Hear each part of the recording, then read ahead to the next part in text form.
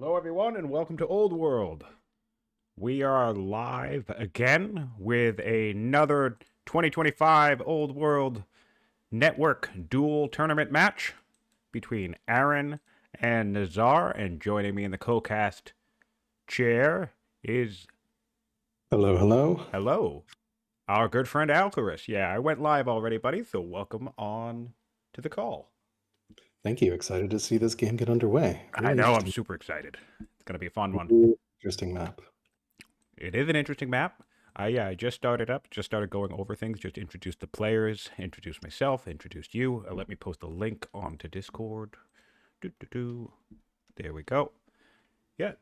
So welcome everybody. If you're joining after the fact on YouTube, please give us a like. Please subscribe, leave a comment for our players.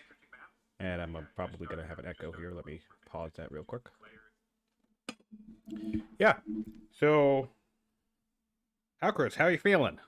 We've made a long way in the tournament so far. It has. It has. Really excited about this match. I think Aran is one of the stronger players we have in the bracket. Very good player, very tactically sound, and also very macro sound. Nizar is one of the most colorful players we have in the tournament. You never know what Nizar is going to do. Strategy, very aggressive, but also patient. Striking at the right time. Mind games, psychology, plays for entertaining the viewers as well. Always playing with an eye to making sure the stream is interesting. So really hopeful this is going to be a great match. All right, we have our choices being made from both players. We have Egypt for Aran, a judge, looks like an intelligent judge. The intelligent nerf has not yet gone live, so we're starting with riders as well, getting a second scout online and 2 extra orders right off the bat. Over in Greece, we have, or on Nizar's side of the map, we have Greece, we have an intelligent scholar.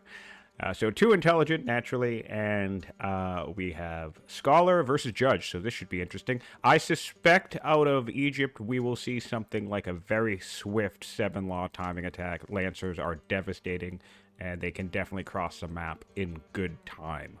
So I'll be curious Yes, to see. so though Greece is the perfect counter towards Egypt, especially in Egypt that goes very heavy horse.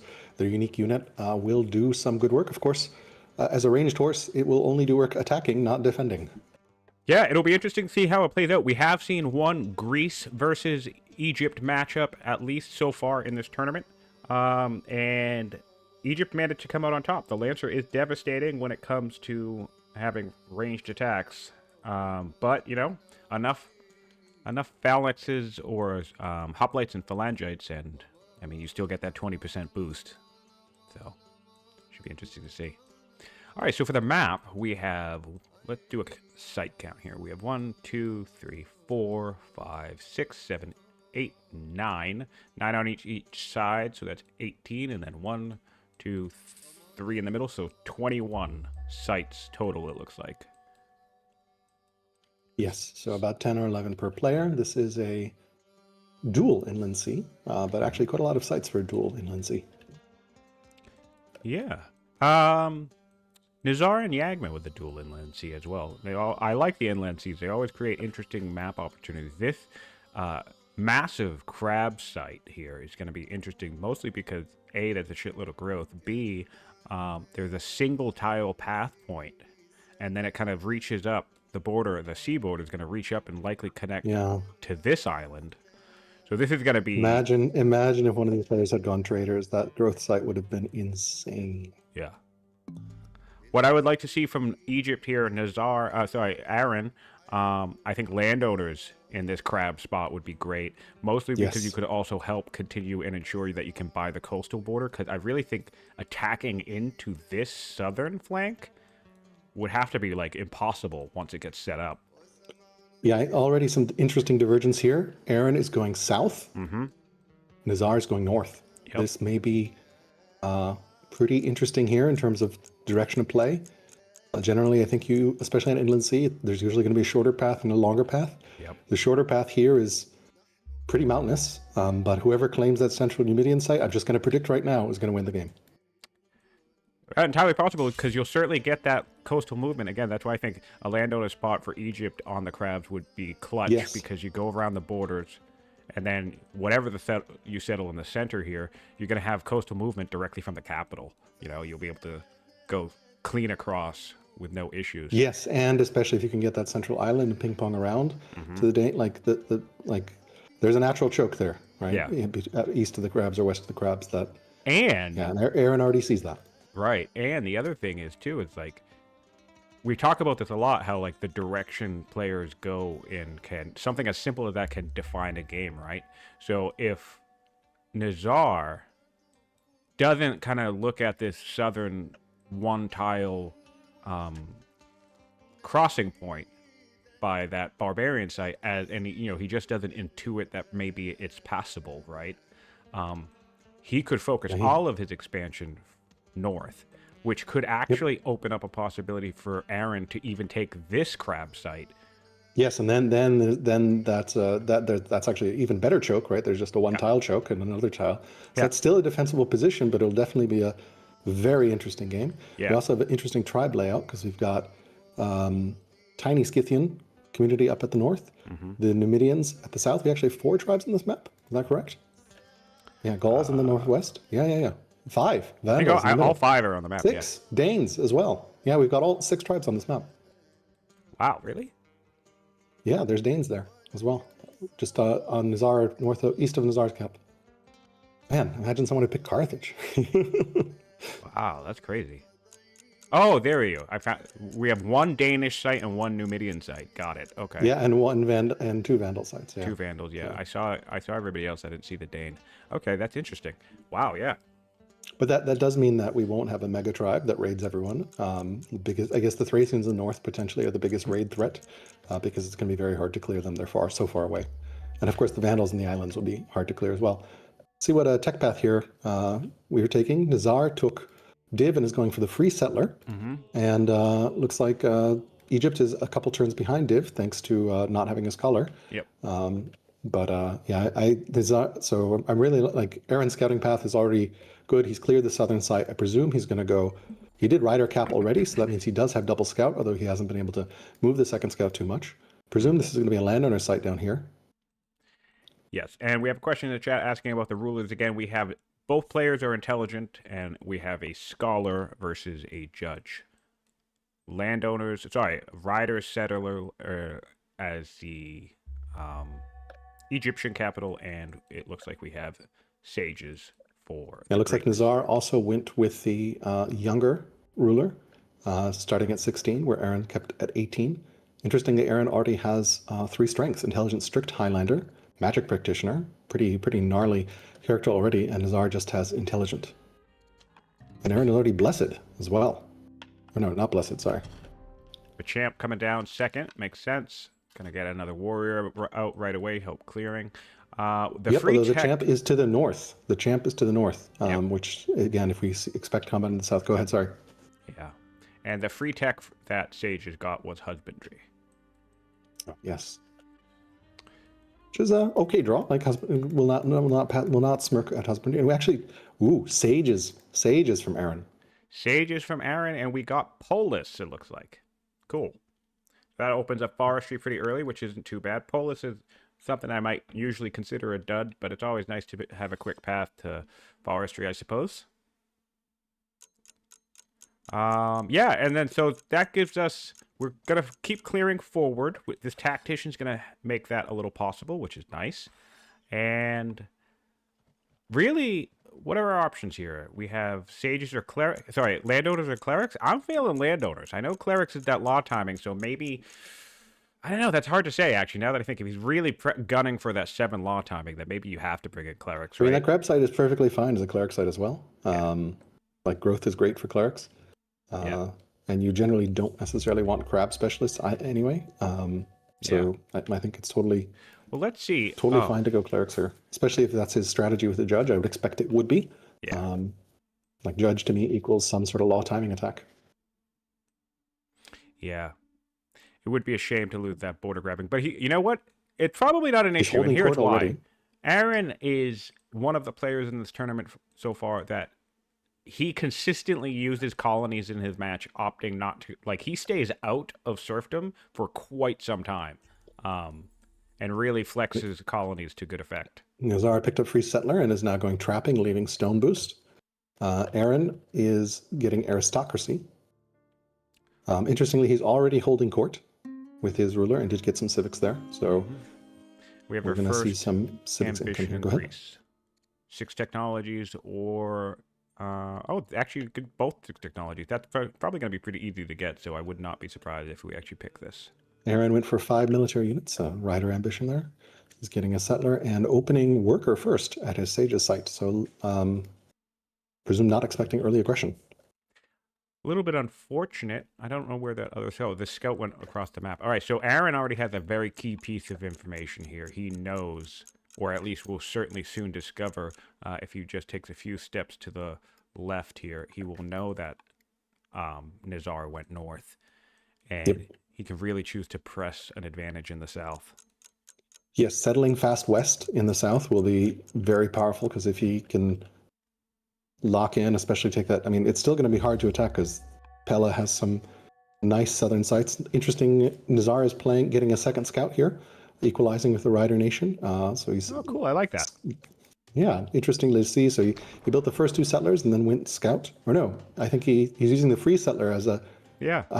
Yeah. That's what I like about the free settler. The free settler for Greece really opens up a lot of options, and I don't like it's a strong advantage to have early, but I don't really think it's an advantage that's like necessarily game defining. It doesn't seem like it's proving to be too strong of an advantage for the faction to have, because I think Greece has enough weaknesses in its position as well, where like that extra settler is just helpful, but it allows you to make creative decisions, like by building a second scout right away. And as Fluffy points out in chat, Aran has made good use of that Tactician General.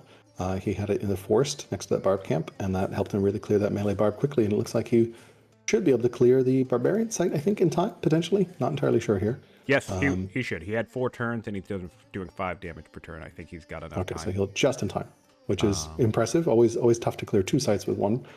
You don't always get that necessarily. And this looks is like he's going to manage it. Second time. I know that the melee spawn is random. Hold on. Forgive me if my camera's doing something funny, chat. I got to change a setting on my computer. But this is the second time I have noticed. Where the hell are my settings? On a game with Aran where he's used a tactician to clear a camp early by clearing the melee unit with the tactician advantage. He did that in his Sabretooth game as well. So that's really cool that he has that awareness of that advantage of that early general archetype, because it can be easily overlooked. This is our second scout coming out in a turn. We're getting a Shrine of Athena out first in Greece, so we might see Zoro being grabbed, although Egypt also has a Shrine of Isis going down at pretty much the same time. So we'll definitely keep a close eye on the Zoro race here. Yes. We have a Shrine of Athena, yes, and we have Isis as well. Yeah. Don't really see any great rancher spots in case Aran does want to go landowners. There's just some horses, I guess. Nothing else for a quick, easy Judaism. Oh, it looks like he got a nice crit, too. 8% chance, but he got a crit on that barb camp, so that's going to be cleared no issue at all. That 8%. So there's 2 ways this can go. We've already talked about how if Aran secures his entire bottom half, that's going to be very tactically difficult to deal with for Greece, for Egypt, because you'll just have this coastal highway directly to your opponent. However, it could be an interesting challenge if Nizar clears the whole top and just has, like, because we talked about how this is a 1-tile choke point coming in here. So as much as it would be hard for Nizar to attack or deal with attacks coming through this, it would also be hard to attack around it unless you have sea premises. So maybe if Nizar can leverage some really fast champion clearing and secures most of the top half of the map, maybe you could put himself in a situation where having the larger empire can outshine his opponent. Yep, he did pick up trapping. Really curious to see what he goes tech-wise here. He has Scholar, of course, so he can pick pretty much any tech that's available to him. He has the choice of labor force, polis, spoked wheel, architecture, and then he can draw again for administration, military drill, or aristocracy. So Scholar gives you a lot of control over where you want to go in the tech tree. He is outsciencing as well, 27 compared to 18 science right now. So that Scholar advantage, especially with sages. And he did found artisans for his 3rd city up north in Thessaloniki. So this is patronless Greece. Nice. I really like artisans as a second or even third citizen because that extra instantaneous worker is really, really useful. Yes, I'm expecting him to start a shrine immediately with that worker, and then try to lock Zoro, because artisan Zoro is really, really fast. Let's see if he does that. Yeah. And one thing I'd like to see, it's a little bit of a micro here, but popping this coast here, the clouds along this coast, maybe bringing this warrior over here, spending a turn or two to pop these We're connected, clouds. yeah. Yeah, we'll connect the artisans. And even if you put the, because right now we have an 8-turn worker, right? So even if he pops that next turn, that would drop down to 5 turns. Yeah. No, it saves 2 turns. Aran's scout is in Pella, visible, so we'll see whether Nizar decides to try to kill it. It's conveniently on a pretty hard tile to hit, but yeah. Does look like both players have met. Yep, and they have declared war on each other. So we are not going to have a peaceful game here. The Scholar is now loyal, and you know what's the fun thing about this? I didn't know. Mourning is a trait that gets you XP and reduces your orders. One thing I never noticed on this, because I always 10% chance of becoming ill. I never noticed it. I always select mourning because I'm like, yeah, free XP. It really should be visible in the mini tooltip because it's like buried in the second part of the tooltip because it's very easy to miss. Yeah, that actually, I agree. I find it surprising that that's not like up in the primary trait there. Yeah, that's something Filthy pointed out to me because he got someone get ill off of morning. He was like, "What the hell happened?" All my time, all my time. Like, it didn't say it. It didn't show. Like noticed. It's only in the hidden part of the tooltip, which is I noticed that because people were talking about it. People were talking about it like in one of the chats about either a game or something. I was like, wait, what the hell is anyone talking about? And so yeah, just goes to show that you could play for a shitload of time and still find new things about the game. All right, we are back. We are off of Simul and down to turn base, so it is Aran's turn here, and we do see some banter from Nizar saying, "Nice scout." It'd be a shame if anything happened to him. So clearly. A little bit of intimidation there and mind games. Nizar does love his trash talk during the game. I really like this aggressive posturing from the scout, though. I like this positioning. I like that Aran found Pella and just tucked the scout in the woods right outside. And so even if chopping happens anytime soon, which, I mean, we're a little bit more order constrained at this point, there's going to be some good eyes on what's happening in Greece for quite some time. Yes, and importantly, he does see that shrine going down, so he knows that Greece is going for a Zoro play early because he's got that early shrine as well, so that potentially could influence his timing on shrines as well. Yeah. So he's getting a warrior in his capital now, not getting an acolyte. Interestingly enough, which makes sense. Speaking of shrines, interestingly enough, Nizar did not go ahead and immediately start a shrine in his artisan seat, right? Yeah, and he's going double worker, which is interesting as well. Interesting. Since you do start with a worker. Well, we'll keep an eye on that. And Greece, here's one of the challenges of Greece. Notice the order constraint. Greece is very, very order constrained compared to Egypt. Egypt does have that riders, which gives them 2 extra. He's also had 2 scouts faster, so his legitimacy is quite a bit higher. So we see a 4 order difference, which is a huge amount right now. 9 versus 13. Those 4 orders make a big difference.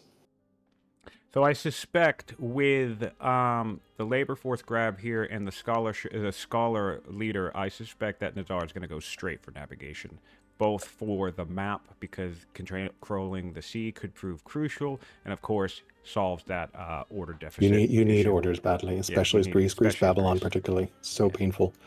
Yeah. Greece particularly so because you don't even have hunters for extra orders from camps. You just have nothing for orders. Yeah.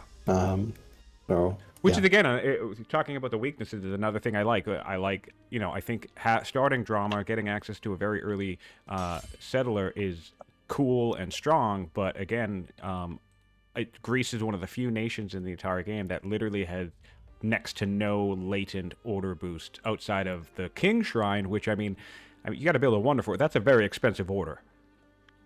Yes. Greece has no heir. Has an heir Greece with has no queen. an Looks heir like with the no queen queen. died. He's mourning, so it looks like his queen did die. Looks like his queen died. We can check through the events here. Yes, she died giving birth. She died in birth, yeah. Joy and pain, I think. Joy and pain event. Yep, that's very sad. That's also where he got loyal. It's cool to have this list. I forgot that this was here until someone pointed it out, but it's cool to have this sort of reference point of things that happened to the ruler growth. All right, Aran is slowly moving forward. Looks like he doesn't. So we see he's having that settler wait a turn so that it doesn't move into marsh, so the city doesn't start damage. So he's going to settle next turn. He doesn't have the training for a force march. So you toggle back over to. One thing I like about the decisions that Aaron are making so far, it's really cool. I mean, you could leave yourself open for some schemer shenanigans, I guess, but there isn't a schemer on the map. But I like clearing the camps, settling the camps, and then kind of letting your free site hang, because it kind of always gives you that opportunity. If stuff starts happening early, like conflicts or establishing a border, then you can you always have an extra place you can expand to. Question for chat on wonders. If you want to take a look at the wonder menu, we've got pyramids, Jerwan Aqueduct, the Yaz, and then Ishtar, Lighthouse, Apadan, and Jabal, then Mausoleum, Acropolis, Colossus, and then Circus Maximus, Pantheon, and Colosseum. And there is a river in the capital. Yeah, Mausoleum is in the game. Colosseum is in the game. If Greece is feeling cheeky, he could try to double up and slingshot himself. I suspect he'll be the first one to strong culture. Yeah, though he is patronless Greece, although artisans can potentially get there quickly as well. Looks like he's continuing to clear sites in the north with double warrior, double commander warrior, which is pretty cool to see. Just doing damage with one of those warriors being champions. So much damage, so fast clearing, just incredibly order constrained. So yeah, I'm expecting that early navigation. And both these commanders have pretty decent stats too, which is nice. Egypt does have aristocracy. He does also have that 360 stone, so we might see a pyramids. There is an arid tile in the capital, in Waset, that available. He did take a 4 farmer specialist ambition, which makes sense because he's got 2 wheat in his capital and barley at his sage's seat, all which would be good to improve. I'm really curious to see who gets Zoro first. I'm expecting we're going to see, you know what's going to happen? He's going to buy, we're 6 years away from developing. He's going to buy double acolyte. Okay, we double saged first. Double sage, yes. Get somebody. He knows he needs to keep pace with science here. Greece is actually showing is much stronger, which is a little terrifying, but that's just because he has another. I think he has another warrior and that militia, so that's enough to tip over. So that makes me think that we're more likely to see clerics get brought in here for Egypt, because I think he's going to go clerics on that site north of his city, because he did leave a map marker for that fur. Right. And he did also basically you now have all the makings of a 7-law rush when you think about it, right? You have the judge on the throne to generate all the civics you need to adopt the law. You have a sage family, which is going to supercharge your science family to get all the techs. And then you have clerics, which means you need to get 1 law less. So yeah, I think that Nizar is going to swallow a bunch of mounted lancers in about 3 hours. He has the perfect nation. I mean, he picked second nation-wise, and Greece is the perfect answer if you're dealing with mounted lancers, of course. I don't think that's true. I know spears are they're going to do more damage against the lancers, but the lancers can just focus fire, and they're so mobile. That's very true, but I mean, you just have the 2 units stacked next to each other. They do have that 20% strength bonus standing next to each other. I mean, what other unique unit would you rather have against a mounted lancer? Yeah, true, but it's also going to come down to timing, right? So Of course. Yeah, and that's why I think, and that's the thing that always gets me about the cleric nations in general, is I think it's weird that you have that family, which they have that leg up on that tactic, right? Toggling back over here to Nizar, we see he got the paid function developing event, which is actually incredibly powerful because it has the choice of getting a Mystifaria, which is plus 20% civics and plus 20% culture in your capital. It's one of the strongest events. He also has a choice to go judge if he chooses to, swap off scholar, which I wouldn't expect. But yeah, I would love to see that Mystifaria, just because that will let his Sage's cap go to the moon. Yeah. And so this will, again, if we want to see a legendary push, between this and then get Colosseum, get strong first, and then pop in the Mausoleum, that's going to be a 70% culture boost in your capital. You'll just careen your way to legendary. He also has a trait choice here: equestrian, vigilant, frugal, and brave. It would be really interesting to see what he would choose. Personally, I would probably lean towards frugal, but we'll see what he chooses. Yeah, I'm thinking frugal probably. The only other one that would make any real sense here would be brave if he's worried about clearing, but he went frugal. Yeah, that makes sense. Yep. So it'll be good. No one has traders, so both players will need to focus on their economy. They can't just rely on infinite trader money from the sky. And Aran did first law freedom, which I appreciate, because he's really leaning into that growth thing. Because again, this settler here would be an 8-turn settler instead of a 7-turn settler. So once it settles, it's also we'll see we have a 5-turn worker instead of a 6-turn worker where there's connection. So if we settle up here, right, that's going to be 1 turn off of this settler, 1 We turn have a off of German this worker. aqueduct being started in his sage's seat. Ooh, great combo. Great combo. So it's also, right here. It's right here. Beautiful pairing with his, remember his ambition. 4 farmer specialists. He's never going to have to hard build a farmer. That is the That's coolest brilliant. combo I've ever seen. That is so dope. Oh my God. I love that. That is absolutely brilliant. That's a highlight for me. Yeah. I can't get over it.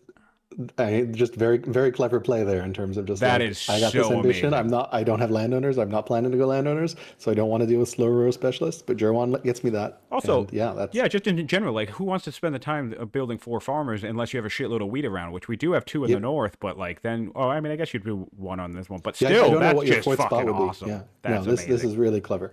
Let's toggle back over to Greece here. See what Nizar does. He continues to clear. Do we have any acolytes started? We do not yet. Ooh, we can get the keepsake, or we can get the national holiday. So if we get the national holiday 2, did we take Misanthoria? We did, or however you say it, Misanthoria. So if we get national holiday in Pella as well, that's going to be another civic right off the bat. Yes. And happiness, which is cool. Cool. So some nice events for and we the have Greek a power hungry commander as well. So that'll be interesting. Potentially, is power hungry like next to Rising Star, or like what's the relationship between Power Hungry and Rising Star? So, yes, the 2 characters that can come knocking on your door and say, "Hey, I'd like to be Grand Vizier," is the Power Hungry ones and the Rising Stars. The other thing, and those are separate things. They're not related to each other. They are separate. They're not. It's not like a Power Hungry character is more likely to become a Rising Star. At least I don't think. I'm not 100% sure, but I'm pretty sure they're largely separate, even though they have some crossover in the way they can impact your empire. Aaron being very bold with the scout here. Of course, he knows that Greece tends to be order constrained, so his scout is just walking right by, and he's like, Greece doesn't have tempo to deal with it. Yeah, kill me if you want, but like you need to move all the way back. Crazy. Where's Nizar's second scout? Nizar's second scout has basically not moved. So this is one of the challenges of getting that second scout that early as Greece. You just don't have the orders to support it. It's just been sitting there at the Barb camp in the far south. All right, so we have our second shrine up in Waset. Yep. And presume we're going to see once Waset is 4 turns away from developing, and it is 2 years away from having the growth for a second citizen. So I expect as soon as that worker finishes, we'll see an acolyte start. And then he'll probably buy the second acolyte, and I think Egypt should secure Zoro, because there is an apprentice acolyte coming out of artisans, but the judge will make it so that I think unless Nizar does something like civics rush, so we'll see here. It's going to be really close. I think we'll go to, I think it's going to have to go to Egypt here, because I would assume that Aran will rush out at least one. I mean, if Nizar goes apprentice acolyte, it's a 3-year build actually, so I think it might actually 3 go to turns, Nizar. yeah. So if he starts an acolyte now, and then I don't think, it's going to go to Greece. Yeah, he'll do it. Yeah. So we'll keep an eye on that right now. It's his turn right now. We'll see if he goes for the acolyte, and that will. And even if he doesn't start right now, he can always swap to it and rush it out to time with the artisan acolyte finishing. So this is going to be really close. Nope, he's got acolyte. I think Zoro's going to go to Greece. Yep. Yeah, Zoro's going to go to Greece. Wow. I don't think there's anything. Nice. Anything? Yeah, I think that warrior win capital maybe, but he needed to build a warrior somewhere. He only has one warrior. So and in fact, what do we have for pastures on the map? There's the horse here because Nizar saged into husbandry, which can sometimes be viewed as a dud. We actually have a pasture coming online in the artisan seat. It would be really interesting to see if he tries to get Judaism too, just for the denial. Potentially, yeah. Lock Aran out of the lock Aran out of religions. Navigation going up for Nizar, and we've got at the same time mill drill for Aran. Looks like Egypt did lose a scout, so we already have first blood on turn 15 or 16 here. Apparently their scout got. No, wait, is that correct? They lost a scout. No, I don't think they lost a unit. Did Egypt lose a scout? No, Egypt still has their scout. Oh. No, do they? Let me check. Sorry, I was in Greece. No, you're right. No, their scout is over to the east. Yeah. But where's their second scout? I'm not They sure where lost their their second second scout scout, went. right? Maybe to tribes Maybe somewhere? maybe I'm to not sure. barbarians down here. Maybe to the barbarians Yeah, down let here. me check lost units in the thing. Well, anyway, good eye, Fluffy. As always, yeah. Units lost, yeah, he did lose one unit, and I presume it's that scout. So must have a barb must have killed it or something. It's not the northern scout that was taunting the Greeks. So Yeah. yeah, but Aaron has already. If we compare what players have scouted, Aaron has scouted around the entire thing. If you go to the view in the timeline screen, where Greece has a lot less vision. Mm-hmm. A lot less vision. This is a big difference here. That Juron will help, I think, bridge the gap in science as well, which will be quite nice. Yeah, Greece has only named 2 landmarks compared to naming 14. Sorry, 7. Sorry, Greece has only named 1 landmark. Wow. Yeah. Mm-hmm. Yeah, so that's interesting. That really just goes to show the value of that extra scout for riders, and of course a couple of extra orders as well. 7. Yeah. That's wild. 7 to 1. Yeah. When And intelligent long nerfed, term, that's orders long term because I mean, you clear the map. Plus, let's take a look at the actual spread here. So we're looking at the map here. This is the vision, this is the clearing and exploration path that we have for the Egyptians. And then if we pop back on over to Nizar, we now look at just his side of the map. Very little map vision at all. Yeah, so that'll give our viewers a sense of the difference between the scouting of both players. Aaron is moving his warriors to the north, which implies he is not going to try to contest that central city site, at least not initially. Interesting. Although he does have vision of that. He knows what the map layout is, so he's going to try to go north. He also knows, thanks to his scouting, he knows Nizar is going north as well. So maybe he wants to make sure, as you I think hinted at the beginning, that Nizar just doesn't stream across the top of the map. Yeah. Nizar is definitely going to take the Gaul site. I'm sure he'll take the Thracian one. I wouldn't be surprised if Nizar gets to the middle for sure. And then it's the question of if Nizar just keeps going across. Yeah, starting Apprentice Acolyte in the capital, but it's not going to be. It's 4-year build and 2 years to culture to be able to rush, and Nizar has 2 years away. So Zoro is going to Greece. Yeah, that is a bummer.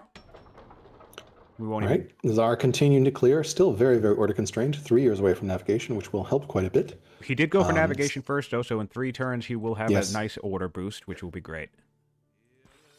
Yes, I think I think as Greece you almost have to beeline navigation. It's just too painful otherwise.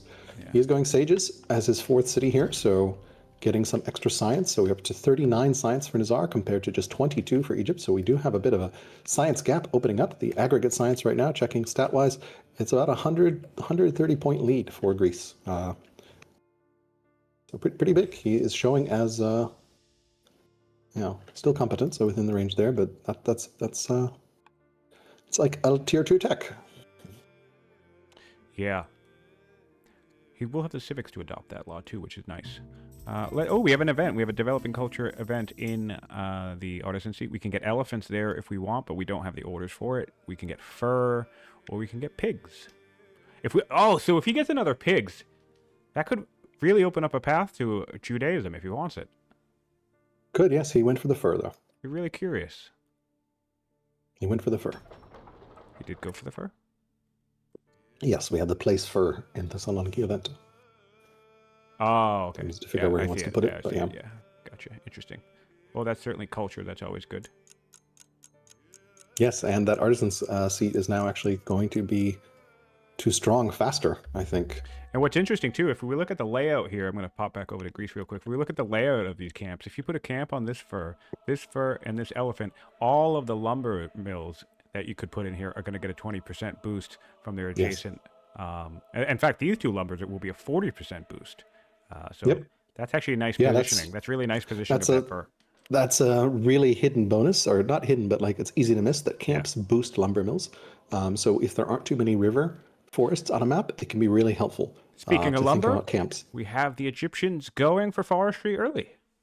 Wow. Yeah. Wow. Well, there are camels here. Watch out. They spit. So there's camels in the sage's seat. maybe we're going to see some camel land consolidation rushing. We There's could. elephants. We There's could. Yeah. elephants. Any other camels on the map? Doesn't seem like it. Yeah. We could. Curious to see what Egypt's fourth city will be. He is getting pretty significantly out expanded at this point. 4 to 3 cities, and I think Greece is going to get their fifth city down before Egypt gets their. Oh, no, that's not correct because Greece does not have a settler being built. So a little bit of tempo here. And that free settler is making a difference. Of course, Egypt still has not pulled drama. Yeah. Still very eco-heavy. We see a worker being built. Yeah, so Egypt is running very, very light on military at the moment. Just those two warriors with nothing else being built. Yeah. So it's 2 warriors were built in Greece currently, and only 1 in Egypt. Yes, so Egypt is being a little, Aran is being a little greedy here, but that does mean that he can potentially get a much better economic footing, and we already see that difference in the improvement count. But I think what's nice about this is I don't think Aran is being greedy from an uninformed position. He's already cleared the entire map. He has eyes. He knows what direction the Greek army is headed in, so he knows that he's not being cleared against in the south. So he's like, okay, I got time. I don't need more warriors right this second. I dig it. Yep. Good read and good reaction here. Yeah. Popping back over to Nizar, some action against the Gauls in the north here. Just look at those champions. Units just melt these units, just boom. The double commander warrior with one of them being champion, they can just one-shot a Gaul. Or I guess two-shot, because it's two attacks, but like just clearing units right away. Yeah, he'll make quick work of these camps. And it's nice that I didn't notice the goat in the capital right away, so that free husbandry from the Sage's Seat is actually going to pay itself off a little bit now. That's nice. He's had 3 solid sources of growth in the capital. He is starting another settler here. Conveniently for Nizar, the southern sites are barbarians. They won't raid, which is always nice. That's why sometimes it's actually better to clear against tribals to reduce the raid and then clear barbs later, because barbs will not raid until they potentially turn into tribals, which takes, I think, a very long time. I'm not sure what the actual trigger is for that. Yeah, I think both players are going to have an interesting experience once that little island starts raiding them. All right, we should see Zoro being founded next turn. Curious to see what happens here this turn. We do have Apprentice Acolyte complete, although the growth is... Egypt is going to have to hard build this because we're actually locked on growth here. He did build, interestingly, all the way to the cap, so I love this kind of border expansion from Aran. So he's building a garrison on this hill here just to... I think he wants to connect the borders. Looks like he's just going to... Which doesn't make sense. Always great to get that sea lane going. Yeah, I was just going to remark on that. I like it. So we did Slingshot to Polis. Oh, we got a new one. We have the Cult of Mithras, which is really solid for your rider seat. 25% good training. Cost to melee units, and we have +4 training. 4 base training is very big. Helps equal a little bit with champions. So I think we're looking at 14 training versus 15 training. Isn't that exactly champions? I'm just looking compared to his champions here right now. It's 14 versus 15. 15, yeah. Wow, yeah, that's damn near close enough, though, right? That's amazing. And your what is it? Your melee units, your warriors, which is what we're building. Yeah, so it won't help with a unique unit, but he can't. Well, I guess he'll have to import horses for his unique unit there. Yeah. Because I don't see any horses there. What other site of horses does he have? I guess he could try to grab the horses in that Sage's spot, and then I guess this site he's clearing just now. Back over to Greece. Let's see if I presume he's saving his civics for navigation. He has not picked up freedom or slavery, which makes sense. He's so order constrained. He did found Zoro. So Zoro has gone to Greece on turn 19. Not too bad, not too shabby. He's got the Time to Die event, your favorite event. So what is the right choice here? Ooh. He does have the wisdom, so I think there's a path where you can actually I think you're safe to take the thing. Wisdom path, yeah. Yeah, if you have wisdom. I don't think I knew that, but yeah, I think you're fine. You're not going to get messed with if you have wisdom. And we can already convert to Zoroastrianism, which is nice. He is tutoring. Doesn't have a courtier to tutor with, but he is tutoring with his king, and he went philosophy for his heir. Yep. Interesting. So, and as Fluffy points out, Nizar is doing a great job of harvesting all those cultural resources with his scout. Yes. Since he can't really move very much, although his scout, he just has not explored anywhere near as much of the map because, again, just very order constrained. Does not have orders for scouting. I love doing that because it's really it can't be it shouldn't be understated the nice boost you can get if you the thing about leveling up your culture isn't necessarily the extra buildings or the rush potential. Those are all important, but early on in the game when we're trying to get every little advantage you can get, an early culture event can give you any number of advantages. It can give you a little bit of science, can give you that Mythothoria event that we saw, or courtiers or other stuff. So that's another reason why I like to try and harvest culture resources around cities myself, because it gets me that closer to drawing a random boost. Yes.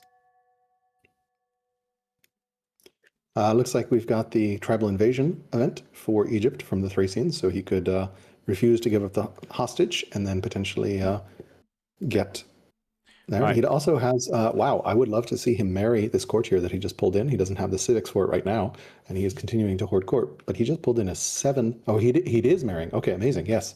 He just pulled in a 7 wisdom scholar and immediately is marrying it with his judge. He didn't have the civics.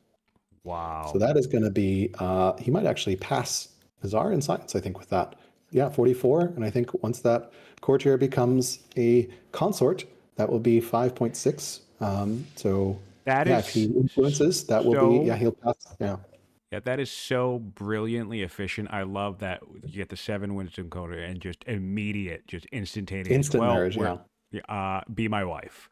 That's great. Now, hold on. I want to check with chat. I'm Siontific. This is Siontific's voice. Are you saying I'm quiet, or is Alcaris quiet? This is Alcaris. Because Alcaris talks lower than I do. So if I need to turn myself off, I would be surprised. Is Sion quiet, or this is Alcaris? Hello. Normally Alcaris. I'm the loud one.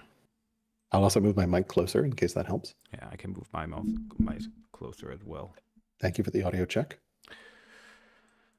Is this better now? This is Alcaris asking if it's better. Sion is actually quiet. Okay. Wow. All right. I'll turn myself up. See how we go. Ooh, check. Greece got. All right, go. Greece got the tutor Cartier event, which I think all you need for this is found Zoro and then have a student, and then I think it's like a 50% chance to spawn. So it's actually worth holding off enacting Zoro as your state religion until you check whether this event spawns, because it's a free ambition and free legitimacy. Yeah. No. Honestly, this one is so pretty easy to proc that if you get to Zoroastrianism first, you might as well just not adopt it until this event pops up, because it's like there's going to be like an 80% chance that this event pops up. So it's essentially free legitimacy. I don't know exactly how I think it's just a trigger for a student. Yep. That's it. Just have a student. But I definitely had it not pop. Like, I've been waiting for it sometimes. I'm like, where is it? So I think it's not. Again, it's not guaranteed, of course, but it's a very easy trigger. It's just having. I don't even think it's having a child being tutored. I think it's having a child in education, which is just crazy. Anyway, let's not get distracted with fun, happy events. Navigation, and instantly, what? He enacted freedom. What? Yeah, very likely. No, he didn't pick. Whoa! He picked freedom. He didn't. Interesting. He went for freedom on the civics for it, which I assumed he was hoping. And man, Cartier hates his guts. This is one downside with the scholar. Oh my God, minus 130. Yeah. And he's tutoring a very expensive tutor. That's fine. That is he's actually opposite in every possible way. It's a zealot versus scholar, extravagant frugal, and corrupt frugal. yeah. Like that's like funny. But he's like, hey, why don't you tutor my daughter? I trust you. But whatever. It's worth the legitimacy. Who cares? It's a lot of money actually to tutor at that opinion, 300. So let's see what he picks tech-wise. I'm actually curious here. He did get an Avi. I'm really surprised he picked freedom before he picked serfdom. I assumed he was saving civics for serfdom, because he did have a chance to enact freedom. Me too. Earlier. But I guess he wants to. I mean, it makes sense. Like, all his builds right now are growth, so that he is speeding everything up. But the order constraint is actually really rough right now for him. Wow, our ruler is bringing in Phalanx. 8 science in the capital. That's crazy. Phalanx is coming up for Greece. All right. Well, I suppose having some version of spear is early enough is a good idea in the event you see some 6 strength mounted light chariots anytime soon. Some more audio feedback for you. Apparently, I'm too quiet. I didn't change myself, but you might have changed me. And it sounds like you're a little too loud, though. I'm not sure. if someone else from chat can weigh in, we do appreciate it in terms of audio balance. Again, this is Alcaris. Alcaraz, as my name is technically supposed to be pronounced, but no one ever says it right. Well, so. I'm pretty confident you don't need to change your volume because every time I've listened to you, you're on the quieter side. You're super soft. Yeah. So, I mean, I'll just try and even myself out. And don't forget also, if you're viewing this, I'm going to turn myself down a little bit more because, again, I have a distinct feeling that I'm louder than Alcaraz because I talk louder than him. Just don't forget that you can also turn the volume up on your end as well because I have Alcaraz turned all the way up on Discord for the call, so I can't really change him. And also, all I can really do is change my stuff. Nizar is going aristocracy. He looked at Phalanx, then swapped to Spoke Trio, then back to Phalanx, then he redrew and went aristocracy. So really interesting to see. And now it's 1 year away thanks to that insane science rate he's got. That's great. So what he did, he did the 1-turn cycle. That's awesome. Yes. Yep. So for those who aren't aware who watching, you can redraw the deck as a scholar. Everybody knows that. But what some people don't realize is that you actually don't have to finish this technology that you cycle into. You can just put 1 turn into it, and then on your next turn, just redraw the deck again. All right, thanks for the feedback, guys. Keep it coming. Yes, and sounds like audio is good now. So yeah, we'll but do yeah, our I think best. now Nizar is actually really tight in a civic spot because he would like to get serfdom, he would like to get state religion Zorro, and he's gonna like to get centralization for the science here, and he only has 250 civics, so he needs 1,200 to do that. So it's a bit of a tight spot for him here. I think we are young enough that we can just get serfdom first and then adopt the religion. Because either way... Yeah, I agree. I think I was just surprised to see the freedom pick. I would assume that would have been serfdom. Yeah, 100%. But, I mean, he might be thinking... He does have 3 growth units being made, so that's hopefully a turn off of each one of them. Oh, man, he's getting a Shrine of Hades in a random spot. I guess he wants the culture in the champion site, but that would have been an incredible shrine in Pella. Plop that on that honey. You'd have 4 mountain proximity. Yeah. Well, probably not a culture... Oh, yeah! Delete the honey. That would have been such a great spot. Yeah, and it's gonna like you're gonna scale it by Mystifaria. I mean, like I don't think we're culture rushing, but like there's a Colosseum on the map. Well, that's what I'm saying. I feel like we're definitely not culture rushing because he wants that champ seat to make sure it can get to strong. Yeah, for no, his it makes sense. He wants to be able to produce. Like it's a good trade-off. I'm not disagreeing with it. I would have actually liked to see it being built on one of the furs, especially the southern fur, instead. But this way he does get both game in the cap, so maybe that's okay as well. Yeah, interesting. The one thing that, like, yes, the barbarians don't raid, but one thing that's always annoying about them is that when they pile up like this, they can still end up being a chore to clear. Yeah, do you know what triggers them actually turning into a tribe? I don't actually know. What triggers them? That's a fantastic question. I think it's just time. But I don't know. I don't know, honestly. Although, you know what? Another interesting thing about these barb camps piling up like this, that I just realized, it actually makes harder for Aran to even attack in from this side. You'll like have... Yes, it is a defense in some sense, right? Yeah. The barbs are defending. You'll have a strong... how much can we see here? I'm going to pop back over the grease real quick.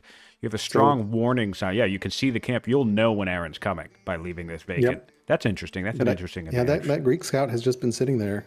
Or no, it did move slightly, but yeah, it's pretty much been like he just doesn't have the orders to move it. Interestingly, tribe-wise, Aran has met 4 tribes out of 5. Nizar has, I guess, only met 1 and I guess killed the Gauls. So 2, he killed the Gauls as well. So raids will start here in 8 turns or so. So Aran's going to get a lot more raid pressure than Nizar. So we did have a question of if Aran took a tribal invasion event, and the answer to that is yes, because I'm noticing now that the Thracians are organized. So if we look here, we had one is unafraid of... Actually, no. Where is it? So that's actually going to be really good for Nizar because he's about to start clearing those Thracian camps, and they are heading east towards Egypt. That's really great. So that's a bit of a double-edged sword here in that, like, yeah, it's legitimacy, but you're actually emptying out the camps for your opponent to clear. So I'm expecting Nizar to actually just blast through these camps, and potentially we'll see him settle on Aran's side of the map with that Thracian camp, and we might see Aran actually being kind of locked in here, which will be really interesting to see. I would hope so, because look at this warrior, the commander, the one that's in front. This guy can get all the way to the other camp right now, and I feel like that's... Aran is going for border boost. You get both of these guys in range. I mean, you just don't have the orders. Border boost, do we have? We don't have a settler for that north site yet. It's being built in the Sage's seat. Of course, once these farmers go down, Jarwan Aqueduct next turn, so that will speed up quite a bit. Liking the early military drill grab, we'll start getting our garrisons online, then we can start surrounding them with barracks, get our military production up, our science, and orders. As Hazard points out, it is a land consolidation map. We can do a quick grove Oh, count. yeah. Like 1, 2, 3, 100%. 4, 5, 6, 7. Yeah, this is, and maybe that's why we're seeing that early forestry from Aran. Yeah, I would not be surprised. Or no, he toggled off the forestry, and now he's going towards border boost instead. Interesting. A little confused. I didn't remember forest. Maybe he swapped text on me somewhere. And our Jurawan is finished. We have a farm coming online now. There's one already built. So in just about another 4 turns total, I always say we'll complete this ambition. He did go clerics and has divine rule up and has swapped over to slavery as well. All right, there we go. Yeah, so that law timing. So that's a really actually no, because he didn't stick with phalanx, but Nizar's probably going to want to grab phalanx after military drill. He must have swapped off of forestry because I thought he was going forestry, but now it's border boost. I'm a little confused there. Jarwan Aqueduct is complete, so we've got a pretty big legitimacy difference here, 105 to 72. And actually double orders, 18 orders next turn compared to 9. So big order advantage for Egypt at the moment. But definitely military advantage here for Nizar and expansion advantage as well. He's been on 4 cities much longer and is going to get his 5th city up, I think, sooner. Yeah. Wow, we have a really awesome ambassador option in Egypt as well, plus 60 family opinion. He is getting really choked order-wise. I think picking freedom instead of serfdom was a mistake. Yeah. I'm just going to go and say that. Just because he's, especially now since he's double tutoring his heir, he's just, that's 4 orders and he only has 9. So he was doing a great job expanding quickly, but he's kind of stopped here. Yeah. Which currently the order difference is about 16 to 10. That's a big order difference, but that's why he needs that serfdom, because if he had serfdom, that evens out immediately. Yes, and I think it actually might be okay because he's giving the Thracians time to leave and go raid, and he does have a scout here visible, so he can see the Thracians are organized and are moving east, so he knows there's a tribal invasion, so he can potentially wait to attack, although I don't know if they'll turn around and fight. His force marching the settler up here, actually, that's interesting. Considering how order constrained is, I guess he really wants this site up. I would expect it to be a champion city, personally. That's what I would found, and I would also like print some I would not be surprised. So you're saying champions. My guess is that's going to be another Sage's city, and then he's going to put champions forward. He's going to go that heavy. I mean, one of the things I'm not loving right now is like he's building a disciple out of his champs, which I guess it almost feels like Zora always goes into the second city, which you have to. You have to build the disciple out of champs, and the reason why is because you need that to spread to a city that has actual growth. Rather than waiting a million years for the random. I've definitely. So he's getting out of the way now that we can hopefully go back to building warriors and shit. Yeah, but it feels like it's always the second city, so I almost wonder whether it's worth breaking the rule of like second city as a military city, because you actually want second city to be a growth city. Right. So it's an interesting conundrum and an interesting question, because the other thing is like having that growth, that culture boost pop off in your champion seat or your military city is not necessarily a bad thing, because you have to get to strong culture. And how many times have players at some point, at least more than once, you get all your 7 laws or whatever, and then you realize your main military hub isn't that strong yet. That's an awful thing to run into. Right. Tech-wise border boost, that does let his borders sprawl quite a bit here, which helps quite a bit, and hasn't quite connected coastally, but should be able to do it with a couple more builds. I guess get those dies and then it'll collapse the borders in the south, so he'll have nice coastal movement up and down.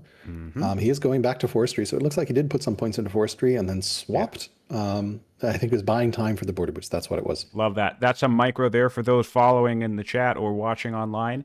What really happened here was Aran had both the border boost and forestry in their hand at the same time. They wanted forestry, so they put time in researching the majority of it, but they didn't want to neglect the border boost, so they swapped back to the border boost afterward to actually get that bonus effect. And that means when forestry comes back up in their hand, it's a real quick grab. They don't have to cycle back and do the whole investment later. That's interesting. Aran now has a science income lead thanks to his queen consort Nefertiti. providing Yeah. almost 10 science on her own.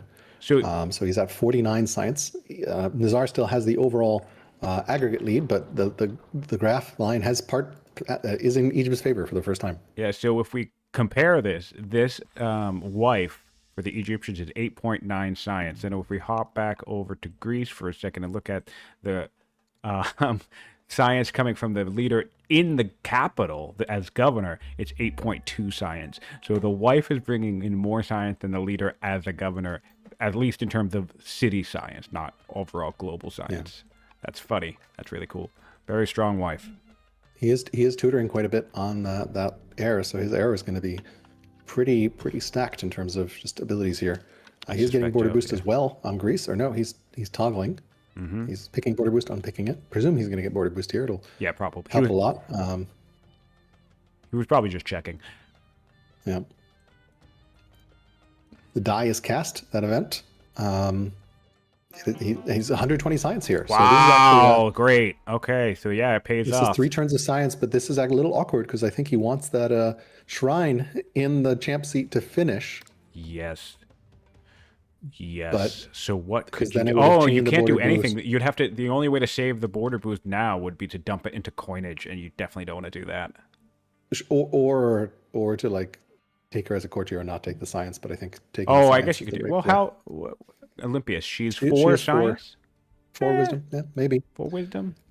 I don't know. It's actually gonna be really curious to see what he chooses here. As courtier, there'd only be 2 science, so that would be. I would just slam the border boost personally. Yeah, screw it.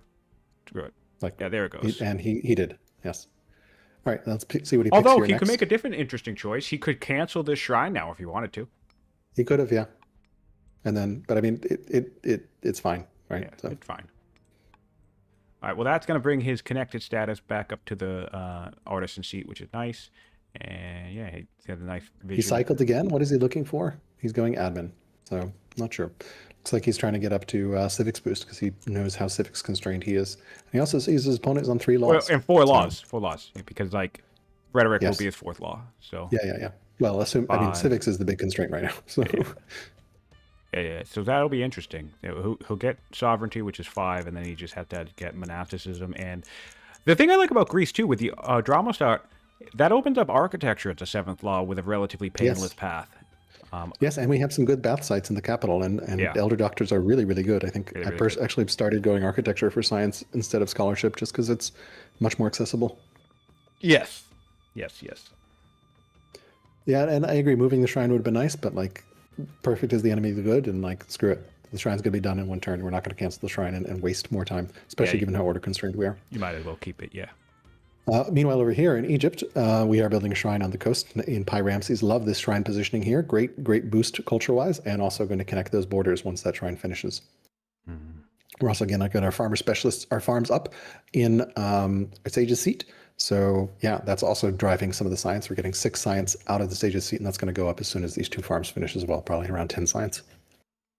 So. And this is the thing that's unfortunate here is, and I've spoken with Nizar about this, but I would say, all players, we all have our weaknesses. Although I'm trying to figure out what weakness actually is Aran's weakness, to be totally honest. But Nizar's, unfortunately, is science. He usually gets about 40 to 60 science and then just plateaus hard. So they're both at about 40 science now. Just over 40 science. Aran's at this is a danger 50. point for Nizar, right? If he doesn't start investing in science now, especially when he eventually loses his intelligent scholar leader, he might have some. We saw this in his game against me. It ended up not mattering. Yes. But there's a big science crash that's actually very hard to recover from. Well, especially and Aran, of course. Yeah, especially because the other thing, like, unlike his match against you, right, where there was ability to pressure or ability to, like, apply force because of the distance, we have a massive ocean in the middle of the map. So it's harder to exert that level of pressure and threat against your opponent when you can't reach them. And this was Aran's map choice as well, Inland Sea. Yes. So I suspect he was trying to avoid that outcome. Yeah, continent and to some extent coastal rain basin, but continent can be depending on how the continent goes. And we do see Nizar build that disciple and immediately spread it to Pella. which we love to see, because you definitely, as you said, you do not want your disciple production being only out of your capital city. He's also gotten some nat spread up here, so we see we have 3 cities with Zoro. So we'd be interested to see we see an early poly and then into mono for some orders. Yeah. Yep, that'll certainly help with order economy, especially He's getting mill since drill here. we don't have a religion in Egypt too. So that'll kind of equalize long term, because once Egypt gets serfdom, he'll pay back to having a little bit of an order advantage. Yes, and he did go champions in that northern site, not sages. Oh, there you go. There you go. Which makes sense because he's going to want to build up military and then start clearing those Thracians. 1, 2, 3 sites, I think. And then we're going to have potentially contested on the Eastern European plain will be our field of battle. And I guess the southern barbarian sites will just chill until the Numidians announce their presence by raiding someone. Aran knows about them. I'll be really, really curious if Nizar starts. I mean, he's doing military drill, which I think is a better grab than Polis, but I'll be curious if at what point. Actually, we're still doing military. Wait, who was that? Oh, we just swapped. Never mind. Yeah, we just swapped. I forgot that it swaps even when I'm looking at the tech tree. Ooh, option here for Egypt. He could marry another wife, or he could get blessed. How good is blessed? I mean, some of the events are nice. You can get a religion founding off of blessed, actually. And he does definitely go blessed. So, blessed. Definitely go blessed. Yeah. Also, because the other things that can happen, like you can get random events that give you like some resource boost, and you can found Judaism off religion founding off of blessed as well, which is nice considering he hasn't gotten. Oh, he could spend some money to give his queen 2 more wisdom. I would actually love to see him do this because that'll be a 9. Yeah, he is doing it. We've got a 9 wisdom scholar. He is 11. 50 right now. She herself is giving him 11.5 science. That's 11.5 incredible. science, yeah. Would love to see her being assigned as a governor. Wow. Potentially if she gets assigned as a governor. Wow. 6.6. Oh no, she's a rider, so she can't be put in a sage's seat. Would have been amazing for her to be. But still, she could be put. It should be 6.8 science in the capital if you wanted her, right? And which I guess is judge. not big, much of an upgrade. Yeah, I don't know that you want to spend that many civics around. So, although you know what, I would do this. Hold on, you could move that. You could move. I would. I would move him. Why not? Yeah, that's. You could. Yeah. That would still be an extra 4 science. I don't think that level of micro is feasible in a network game. So. Yeah. I'm surprised he picked Greece, and Nizar did pick Greece after seeing Egypt, so potentially he is thinking counters. Nizar tends to like to pick second so that he can counter what he believes his opponent is doing, from what I've seen. So, which is usually smart play. Yeah, I'm gonna have to say it though. For it's definitely strong, but I don't know that I would use the language in chat saying it counters hard. And the reason for that's very easy to overlook just for the person who said that and anyone else tuning in, is that since the Mounted Lancer is a ranged unit, it still does full damage to spear units. So while the spears are going to do their bonus damage to the Mounted Lancer, the only way they have any protection on the defense from the Mounted Lancer is if they are stacked up for their 20% focus bonus, which of course is not nothing, but the mobility and the ability to focus fire with the Mounted Lancer is a very dangerous thing. So yes, there's a counter there with the Greek unit, but I wouldn't go so far as to say it's a hard counter because, I mean, Mounted Lancers are tough to deal with. It would be, I would say it would be a counter towards like Hati or yes, 100%. Elephant. Phalanx would Greece would counter the shit out of Hardy. But for Persia and for Egypt, where their horse is ranged, it only counters one. It's tricky. So tricky. It's not as hard. Rhetoric here. And that's actually one other thing. Yeah, we do have rhetoric coming. That's one other note on that. Even with Persia, it's a little bit more of a counter because at least the Persians need to walk directly up to the spears. Yes. They that's the used other to not need to. Yeah, the Lancers you can put stuff in the way. They used to not need to. Yeah, so that's the hard thing. Curious to see interesting choices here, but for both events for Nizar. Ancient Temple, he could get an Acolyte, but at the risk of becoming blessed or cursed, or get 350 stone. Pyramids are still available on the board, and he needs lots of laws. Curious to see whether he gets this. He did go for the stone. Yeah. And then curious to see whether he gets Affable or Wisdom on his heir. We have the Jebel on the board. That would be wonders. Oh, man, I would love to see that get grabbed. That would be orders, rather. Yeah, that'd be orders. Yes, that would be orders. But honestly, I like pyramids. Pyramids would be incredible for Greece right now because he needs to adopt laws. Although it's going to probably maybe it feels a little late for pyramids at this point, but we will see. Here. Yes. He doesn't really have much of an economy at the moment. I do think the pyramids would be a fantastic grab for Greece just because you are up against the judge and you're both trying to do law timings, I imagine. And yeah, your weak point as Greece here in this situation would probably be the civics. Ranchers. He is trying to lock out Judaism. Oh, cool. That's neat. We have a 4-turn rancher. That's not too bad. We're getting a 2 4-turn pasture already. Artisan seat and capital are both doing ranchers. So he's trying to lock out Judaism. Dude, he's I don't want you to have any religions. I dig it. We'll see whether the gods smile on Aran and he just gets Judaism from the event. Thanks to being blessed. So yeah, I dig that.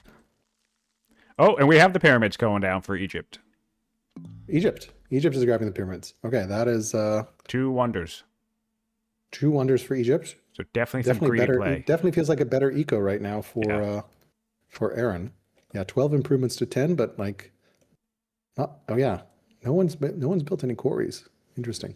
And he's getting navigation, and he has a civics to adopt. Where is Aran pulling? I'm curious to see where is he pulling these resources out from? I guess money. Maybe I'm not sure how he can afford the pyramids.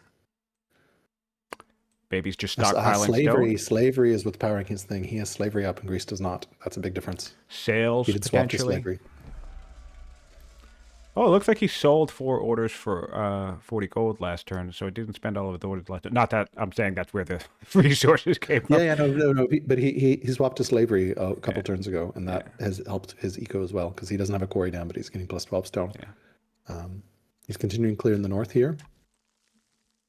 He's getting that slinger up here, so we might. Yeah, Greece is just so order constrained. This is the challenge of Greece. Like you just get order choked. Yeah. Also, it's possible that Egypt just got one of the stone events that Greece has ever gotten to as well. Yes, and navigation is coming along as well for Egypt now. Mm-hmm. Curious to see whether we'll see him wait to adopt. I don't expect him to wait for pyramids. I would just expect him to adopt it right away. I don't think it's worth waiting 6 turns. It's 30 orders. Yeah, I don't think it's worth waiting to adopt navigation for pyramids. But it'll definitely speed up his 7 law timing.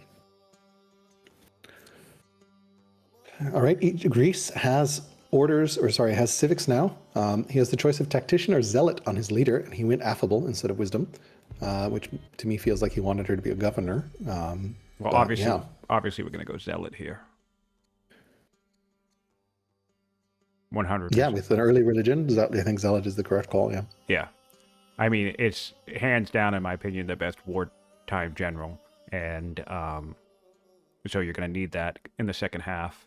And then, you can just rush with your state religion. Did we ever adopt that? No, we haven't done that yet. Oh, yeah. So that's... Oh, whoa. Did you call this? Did you call this out already? We adopted centralization instead of serfdom. I don't think I did not. That is, I think, another mistake, considering how order constrained he is. Like, I didn't love the freedom, and I definitely did not love centralization here. Yeah. I understand the science need, but like doing one of these first, maybe I get, but doing both of them while you have serfdom, I don't understand. No, not with the order situation we're in. We have stalled out. Wow. We have completely stalled out. Right. He was doing a great job speed expanding, and now he's just completely stalled out. That is. I think that's going to be painful. Yeah. Like, let's go back. When did he adopt freedom? He adopted freedom on turn 19 and discovered navigation on turn 20. If he had adopted navigation then, we would have had 35 additional orders. 35 additional orders. Crazy. Up to now, which would have been enormous. I thought that was a lot sooner. We must have missed centralization. But yeah, damn, that's crazy. He just adopted centralization this turn. So okay. Chose not to adopt serfdom, but instead chose centralization. That's wild. That's wild. I think one way that might have happened, he could have forgotten that he has serfdom unlocked, and he just saw the event. Sometimes the event pops up, adopt the law. I never adopt off the law event. I always go to the law screen just because you need to remember what other laws you have available. Yeah, that's. But I mean, this is the pressure of network, right? It's very easy to just play fast. You're juggling a lot of stuff. Like all credit to Nizar, he's a very strong player. But yeah, Well, that's I going to be mean, painful. suppose the rationalization there, maybe he's thinking he's trying to shore up his science weakness that he's worried Absolutely. about. Yeah, But yeah, no, it I makes sense. just, Just I think as oof. Greece, the order weakness is so Yeah, brutal. yeah, yeah. Um, And religion one opinion leads here to is the actually other, really, right? You need the orders, and that will help your economy. That will help your yeah, specialist family game and opinion everything actually else. is Yeah. like this is actually really interesting. Religion and family opinion in Greece versus Egypt. Unfortunately, Zoro head for Greece is a schemer who doesn't like the king, Mm. and the pagan head is unhappy as well. So the families are all kind of, whereas meanwhile, Egyptian paganism loves the king, Hmm. and then just the clerics need a shrine, which I This is presume we will see. amazing. 400 opinion in the Riders Yeah, family. yeah, yeah. Crazy. In fact, let's take a look at the And I legitimacy scores. Let's presume go he's ahead. going to also put a shrine down in the Check this in. out. Does he have a shrine available still? There is a four. I still has the order shrine available. There's a 45-ish point legitimacy lead in Egypt compared to Greece as well. By the Yeah. way, that's Much of 4 that orders is per coming turn. from landmarks. 20 of that is from landmarks and Yeah, scouting. yeah, And then 10 from tribal invasion, and then another 18 from declaring war on 3 tribes. yeah. So that's And that's big. if anybody wants to understand how to maximize your event, this is how you do it. You can look at this event tab in your event, in your legitimacy breakdown, and we can see. Check this out.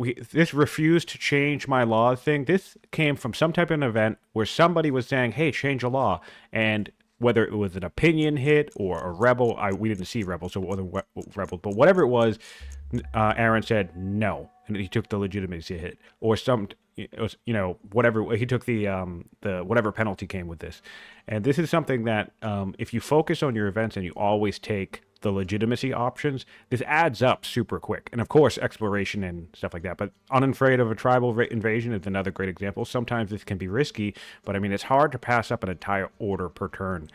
So I personally always take the tribal invasions and just deal with the invasion. Sorry to interrupt. Just toggling back over to Greece here. He did go zealot as you expected on his heir, and now he has his choice on the second child of a hero or a schemer. He went schemer. No, he has a choice of hero or schemer Oh, on the second child. Okay. He'll probably do hero. I don't think you want your second child to be a schemer. Yeah, it doesn't end well. He also got rhetoric. So actually, Nizar has unlocked the text for 4 laws, but just does not have the civics for 4 laws Yep. right now. Yep. I'm curious to see what he will draw here for. I presume he's going to fish for sovereignty. I'm excited by civics these picks, really, because if Aran wins off of this play, which I really like, I've said it already, I think he has everything he needs to just perfectly execute a 7-law timing attack. I really will appreciate it because I think that's one of the strengths of a judge ruler. I mean, as long as you can get to the laws, you're absolutely going to have 7 laws as soon as you get them, and as long as you get the culture, you will absolutely have a citadel. In the time, as long as there's a judge alive. Nizar does go hero. Yeah. He is moving in. Looks like he wants to start clearing this Thracian site. Awkwardly, he's going to have another unit spawn here in a second. So, but it's not a camp upgrade. He is attacking. Okay. Yeah. Does he have a settler for it? He does not have a settler for that site right now. Oh, not yet. He'll probably build one after he finishes the rancher at the capital. Would be my Like guess. to see this. He knows he needs to get his champion seat online with barracks and stuff. So he pulled an artisan worker down there and finally moved a worker from the north down as well. All right, let's see what's going on. Feeling on the wind. We've got our first disaster dry season. I think that's the drought. Oh boy, that's going to be interesting with food. Ooh, yeah. Is that right? Is that drought? I think so. We do have navigation in Egypt. It's going to be really interesting to see. So basically, both players hit the text for 4 laws at the same time, turn 29, since Aran is player 2. But Greece does not have the civics for it, where the judge leader does. So I'm expecting to see serfdom adopted here. I don't think it's worth waiting 8 turns to adopt it with the pyramids. That's just too much to see here. Yeah, it'd be interesting because do we have any strong garrisons up yet? We don't have any garrisons yet, so our timing isn't real. Oh, no, we do. We have one garrison. We have a garrison that can be upgraded. Nice. He also... I might pause during my turn to make my hukkah, says Nizar. So, nice. We have a notification right on this garrison here to make sure we upgrade it, which I like. I appreciate that. Can definitely be something players can forget. Yeah, and he's actually not adopted it. He's getting admin, so I presume he's going to go for the 7 law timing with sovereignty now. He does have land consolidation and steel marked, which makes sense, given the steel axemen are going to be helpful against the Greek UU and against Phalanx. Yep. And land consolidation, this is an incredible map for land consolidation as well. Mm-hmm. Yeah, so Curious to see this whether would he'll take that be serfdom now. 6. Yeah, man, it's just so easy. He founded sages up here in the north. So we're both players at 5 cities. Despite Nizar's very early lead, he kind of stalled out with that order. Lack of orders to be able to clear and run an eco. So we've had them equal. Smart choice on map, says Nizar. That's funny. You know he's going to bore me to death. Classic. That's also funny. I definitely don't think this map is boring at all. But I think Nizar just likes to go at his opponent Nizar early. wants to make sure he can start fighting in the first 30 or 40 turns. As quickly as possible, yeah. And I think, and you know, it speaks to his playstyle too, because if you're playing against a strong eco opponent, that's gonna, you know. Yeah, you want to do that, right? He did that to me, right? I was not able to Exactly. sit back and relax and eco up and then be like, hello. Exactly. So, and as we saw from Aaron did not go military family second. He built some early Who picked workers. the He map built an eco. in your match with Nizar? Nizar? So, what was that? Yeah. Who picked the map in your match against Nizar? He did. Yeah. Yeah, that makes sense. He picked the map. I would not have picked that map. Yeah. Yeah, no.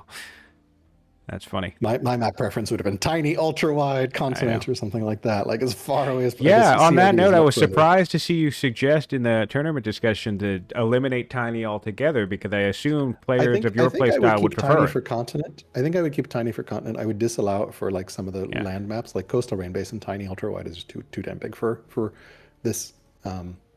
Like I think some of the maps, like Inland Sea is probably okay tiny, but like I think we really should think about number of city sites. Yeah.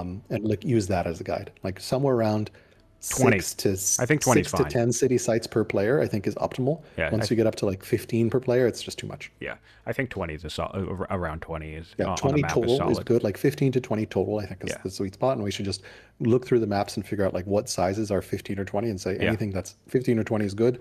And like if it's 30 or 50, that's like too much. Yeah, I vibe with that. I think that makes sense. Yeah, tiny continent is good because it's not too many, but like tiny CRB is just too big. Yeah. Like my condolences to Filthy, who had to cast SimCity for like 10 hours. So. Well, I mean, yeah, and it's also, yeah, it's certainly interesting because I think. All right, let's do some graph review while we're waiting here because Nizar has paused while he's making his hookup. Oh, actually, I'll do a full stat check. So I'm actually going to use this opportunity 29, to eat some breakfast, so sit back and listen to you. Yeah, okay. So on turn 29, we have 1,300 wealth for Nizar, so we have a little bit of wealthier Greece at the moment. We have 12 population to 9, 5 specialists in Egypt to 2 in Greece, but 4, I think 4 of those, I think that would count the farmer specialists off the Jerwan. 4 and 4 workers, so they're neck and neck in workers. 3 military units produced in Greece to 2 out of Egypt. And let's see here. We have laws adopted. Yes, we should have a 4th law adopted from Aran soon. We know he has the civics for it. It does look, since he didn't adopt serfdom right away, I guess he is going to be going to wait for the pyramids to finish. A bit surprising there, but I mean, I guess I don't hate it. 11 technologies in Greece to 9 on Egypt, so that early science boost kind of kicking in there. And why can't I scroll down? Just interrupt here that Nizar is back and the timer has started again. Looks like he's clearing the north and Thracian site I'll here. just do that. I'll keep doing this for a little bit. We have 14 improvements in both nations, so that's not too bad. Science graph at the moment is 55 science in favor of Aran to 50 for Nizar, so they're pretty much neck and neck right there. A little bit of an advantage in the tree itself, about 150 science for the Greeks, so we'll have to keep an eye on this again because falling behind in science is something that seems to happen inevitably to Nizar long term. Another benefit of the map pick for Aran here. Orders, huge order advantage at the moment because Nizar rushed to serfdom but then didn't immediately adopt it, so that was a bit confusing. Nizar could have 16 orders per turn right now. Instead, he has 11 to Egypt's 17, so that serfdom grab, that early serfdom rush. This is a demonstration of what Alcaraz and I were talking about, how that early serfdom rush can equalize an order deficit pretty easily for Greece. And the last thing I want to look at is military score. Yeah, 150 to 1200, which, I mean, yeah, there's like 3 or 4 units on the map for each side. Back to Nizar making some moves here. Those ranchers are coming along. We have 2 generals down in the south, so it looks like Nizar is going to make a push into this barbarian territory. We're getting our barracks garrison online. And yeah, we've cleared another camp in the north. We have land consolidation up in the queue for Nizar, and that's for Aran, and that's just going to be devastating for Nizar. We have all of the groves are in the north. Oh no, there's 2 down here too. Yeah, shit, man. 7 turns, and Aran's going to get a massive, massive science spike. And now we'll just, oh man, that's going to send him on his way. So we'll get land consolidation, and then what do we need? We need 1, 2, 3, and we already have 4 laws. Yeah, so this will get done in no time. This will get done in no time, because I suspect after, we're already at 60 science now. I suspect after land consolidation we'll be close to 100 science once those groves are finished. So this would be about 2 turns, and this would be about 2 turns as well, and then this would be about 4 turns. So I think after land consolidation, we'll have 7 laws in like 10 to 12 turns, give or take, and all we need now is culture in the capital. We need to figure out the culture in the capital situation. We need to figure out how to transform developing into strong in about 15 to 20 turns and really rush this. That's going to be the main trick there. Yeah, Aran is well equipped to do that. I think he was one of the ones who did a map challenge for like a 4-lot timing and like had an incredible time for it. And I imagine we're going to see an incredible timing for 7-lot timing and just lining everything up. It's going to be really, really hard to deal. And like a turn 50, turn 55, mounted lancers with like 5 or 6 mounted lancers. It's just very hard to deal with 5 or 6 8 strength units that early. Just there's not much you can do.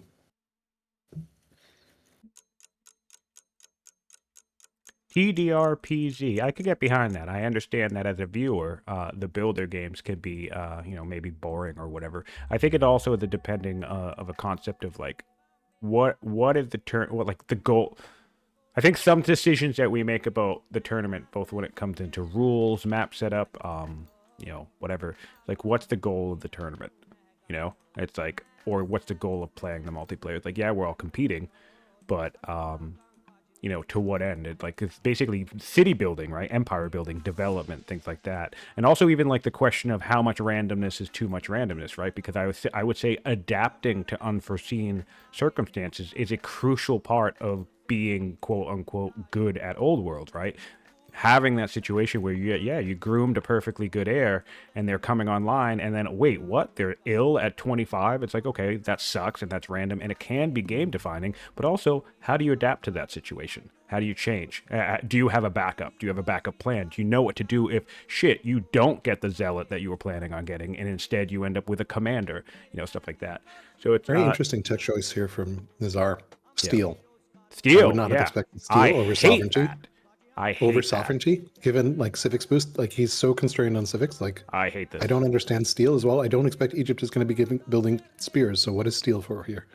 We don't have anything signaled in the tech tree from Nizar, so it's not like we're rushing. I don't know why we would rush battle line, but it's not like we're doing that.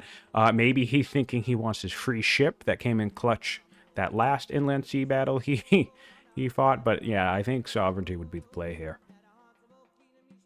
Yeah. He also has some warriors down here in the south. Looks like he's trying to clear the south barb site. Yeah. We do have a settler coming up in the capital, and so we have 1 site we can settle, and we will shortly have a second one, I suppose. The Playing with Fire event for Nizar. Siontific, you've got the encyclopedic knowledge of all the events. Tell me about this event. What is the right choice here? Okay, so I always assumed if you choose... This is what I got... I don't know. Now I don't know. Because I always assume choosing the top option makes them end up conspiring with you and it always gives you an option. But when I said that on stream one time, Fluffy said that wasn't the case and it's basically a gamble regardless which option that you pick. So oddly enough and perhaps frustratingly enough for some of the players who don't like the random elements, I don't actually know if the choice of that event even matters. I don't know how it works because I never go into the event system. Like I know everything I know about events through experience and just, playing so much that a lot of it's memory. I very Got it. rarely dig into the browser and get a sense of how it Sorry to actually just works. a couple things I want to point out from Aaron. Aaron has upgraded his stronghold. He Yep. did end up enacting colonies first.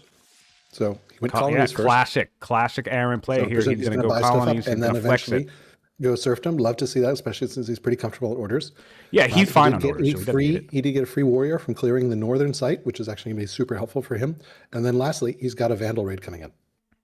Yeah. So we have a comment on chat on that event saying, I've never had a bad result from the top option. Yeah. So in my opinion, whether I'm right or wrong, I think the top option always gives you a safe result from that event, but who knows? We could be wrong. We do have a raid coming here, the first raid off the coast of the Egypt. So that'll be a little bit annoying to deal with. We don't really have any military in the region except for the one warrior in the capital. So, I mean, he can take care of that. Not too bad. And we're now we're buying tiles. I really, honestly, I Love this. love this from Aran. I love this is Yeah. the third match that I've seen it in. And he's going land consolidation. I really love the colonies into Yeah, serfdom play because that's exactly like you get colonies once and then you swap off to serfdom. You and definitely shouldn't go serfdom serfdom like certain players may have done. Other thing to flag: Judaism has gone to Nizar as we expected. love it. So Aaron is currently locked out of religion, but despite that, Aaron has the much better family opinion because he's managing his pagan religion really well. And yeah, And that's it. That's why I think it's a little bit of a shame that we're not seeing sovereignty here because I'd love to see sovereignty. I'd love to see the civics boost, and then maybe monasticism, right? Because that gets us 6 laws for Greece, and that also, if we now have 2 religions with monasticism, we have serious potential to churn out a bunch of monasteries for science. I don't know how well Fluffy the points out monasteries the will top. compete with the groves, though, which is a little bit ironic, actually, when you think about it, because I actually think if you have the right map, I think land consolidation becomes the best science tech in the game. Yes, I really love this map. Just want to point out quickly from Fluffy, the top option he says is safer because apparently your leader can die in the other 2 options, which is good to know that I had no idea. So, Nizar has 400 civics again, so he has 3 choices. He could I got he it. could enact Yeah. a state religion. He could pick epics or exploration, or he could get serfdom. Let's see what he does with his 400 civics. Oh man. I mean, you're older now, so now it's a little bit of a tough call, but I think it's still too. All right, here we got serfdom. Great, fantastic, finally.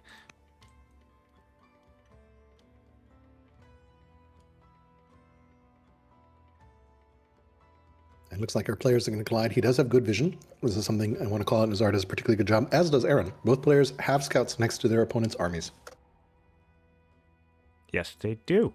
It's really nice to see. And so they both have those sites cleared as well. So it'll be interesting to see who opts to try and press and contest the central site.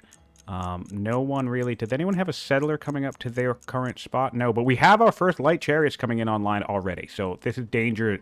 This is the danger zone for Nizar, because even just a couple of these fuckers on the map are gonna do a lot of damage. They And move are so fast. quickly. They are, apart from camel archers, they are the fastest unit in the game. Yeah, yeah. And even camel archers are they go the same distance. The difference is one has extra fatigue and one has extra move. So one costs more orders and the other, but they both move the exact same amount of tiles, I believe. Also, interestingly, and this is probably going to be a long-term advantage here, Aaron's heirs are much younger. He's just, his oldest is 10 now. So assuming he manages to live until he's going to have a much younger second ruler, which will be helpful. Yep. Oh, we did get the Amarma Reformer event for the clerics. I forget the end result of this. I think it's a little bit of an order boost somewhere, but I can't remember. Also love this from Aaron. He's doing something I do, which is just notes for what he wants each family to be for each site. So we see he has noted sages, clerics, sages, clerics. So he's done with riders at this point. No more riders. In fact, he's just going to have that 1 rider seat, no more, which makes sense. Especially since he imported there, and he does see that there's horses available, and I guess he doesn't value Saddleborn that much.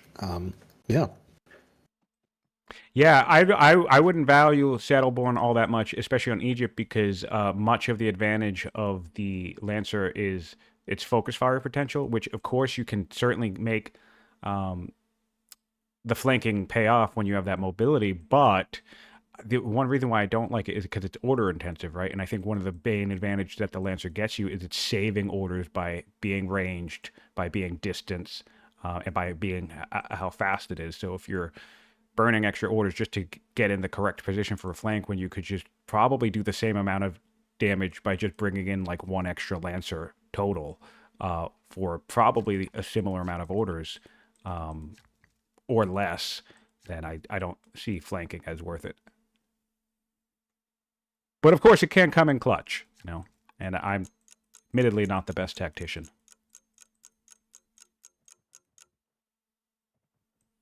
All right, so we have a warrior moving up from the Egyptians, posturing outside of that city site with perfect vision. Aran now has perfect vision along the mountainous or hillside coastline. It's really nice to see. And let's pop on over to Greece and see the comparison for Greece. What's happening here? Greece did discover steel and has founded, or no, he got the patrons event, or the literature event. I'm like, where's literature coming from? It's not patrons.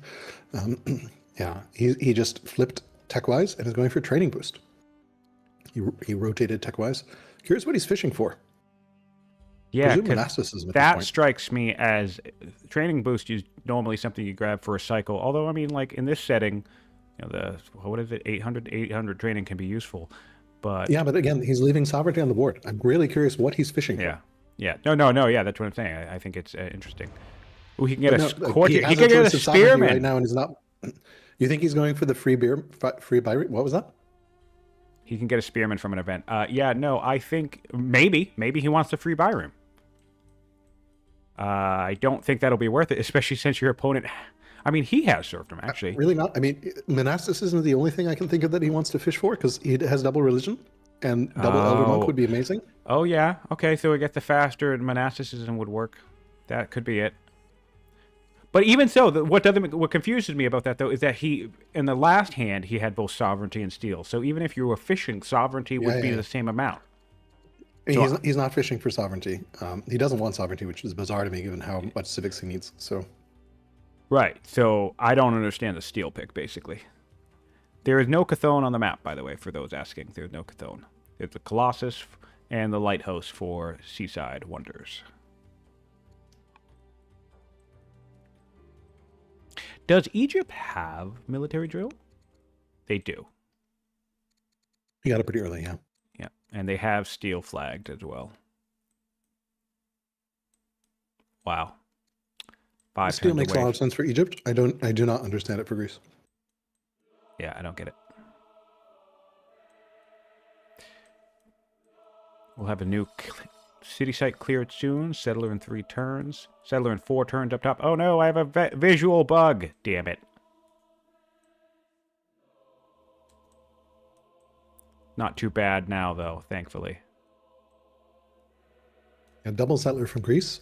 So it looks like he's going to want to take that site that he just cleared and then also settle the middle. So we're going to have some fighting over that middle site here shortly, which is going to be probably our first contact between the players from a military perspective. At the same time, Nizar is clearing the southern site as well, so maybe that settler is going to go for the southern site. TBD. I have a feeling I don't know how long our opponents are playing in this match, but I have a sneaking suspicion that this is going to be a quick match. Nizar is a dedicated opponent, but I also think he's very quick to cast an assumption on like the game state, whether it's in his favor. They did say about 2 hours, so. Oh, okay. So we might see about a half hour more, or okay. We'll see. Sorry, I didn't mean to cut you off. He does have a zealot heir, so Rincewind's suggesting that maybe the training boost is to beef up his training stockpiles before the zealot takes the throne. It's entirely possible. Rushing with training, yeah. Entirely possible. 4 turns on land consolidation for the Egyptians, which is just going to be a massive boost here. 6 turns. Sorry, 7 turns on his. Did Nizar adopt a state religion? No, he has not. Oh, yeah. The Danes have adopted Zoroastrianism, but Nizar has not. That's funny. I wonder if this... Oh, interesting. Amusing to myself here, but I was curious if the graphical bug would show up in the fog of war, but it doesn't. Now, if I swap back to Greece, does it show back up? Oh, no way! Cool, swapping perspectives cleared the graphical bug. That's interesting. That's great. That's fantastic. All right, 4 we found a years fix. I can tell Mohawk 4 that years we on found a land fix. consolidation. Beautiful coastal connection here. Curious to see if we'll see a swap back to serfdom. Mm-hmm. And of course, as a judge, you can do that for just 100 civics. Do we have a settler yet? We don't have... Do we have a settler coming out in Egypt at all? No, we don't.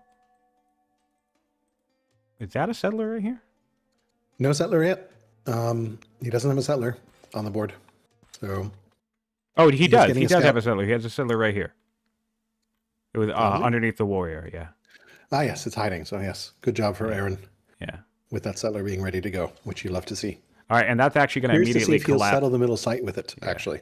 Yeah, exactly. And then backfill. Ooh, he could do that. Yeah, if he wanted to contest. He does look like he's starting to clear. It'll be curious. We have an axe. Oh, we have a new graphical bed. God damn it. All right, so we do have an axe from Greece up top here. Yeah, let's see. Greece does have vision of what's going on. He can see that those slingers have moved on. His scout doesn't quite have vision of the central site, but if he's paying attention, he'll know that those units have moved west. He does. He can see that slinger has attacked, so he Yes. knows it's attacking something.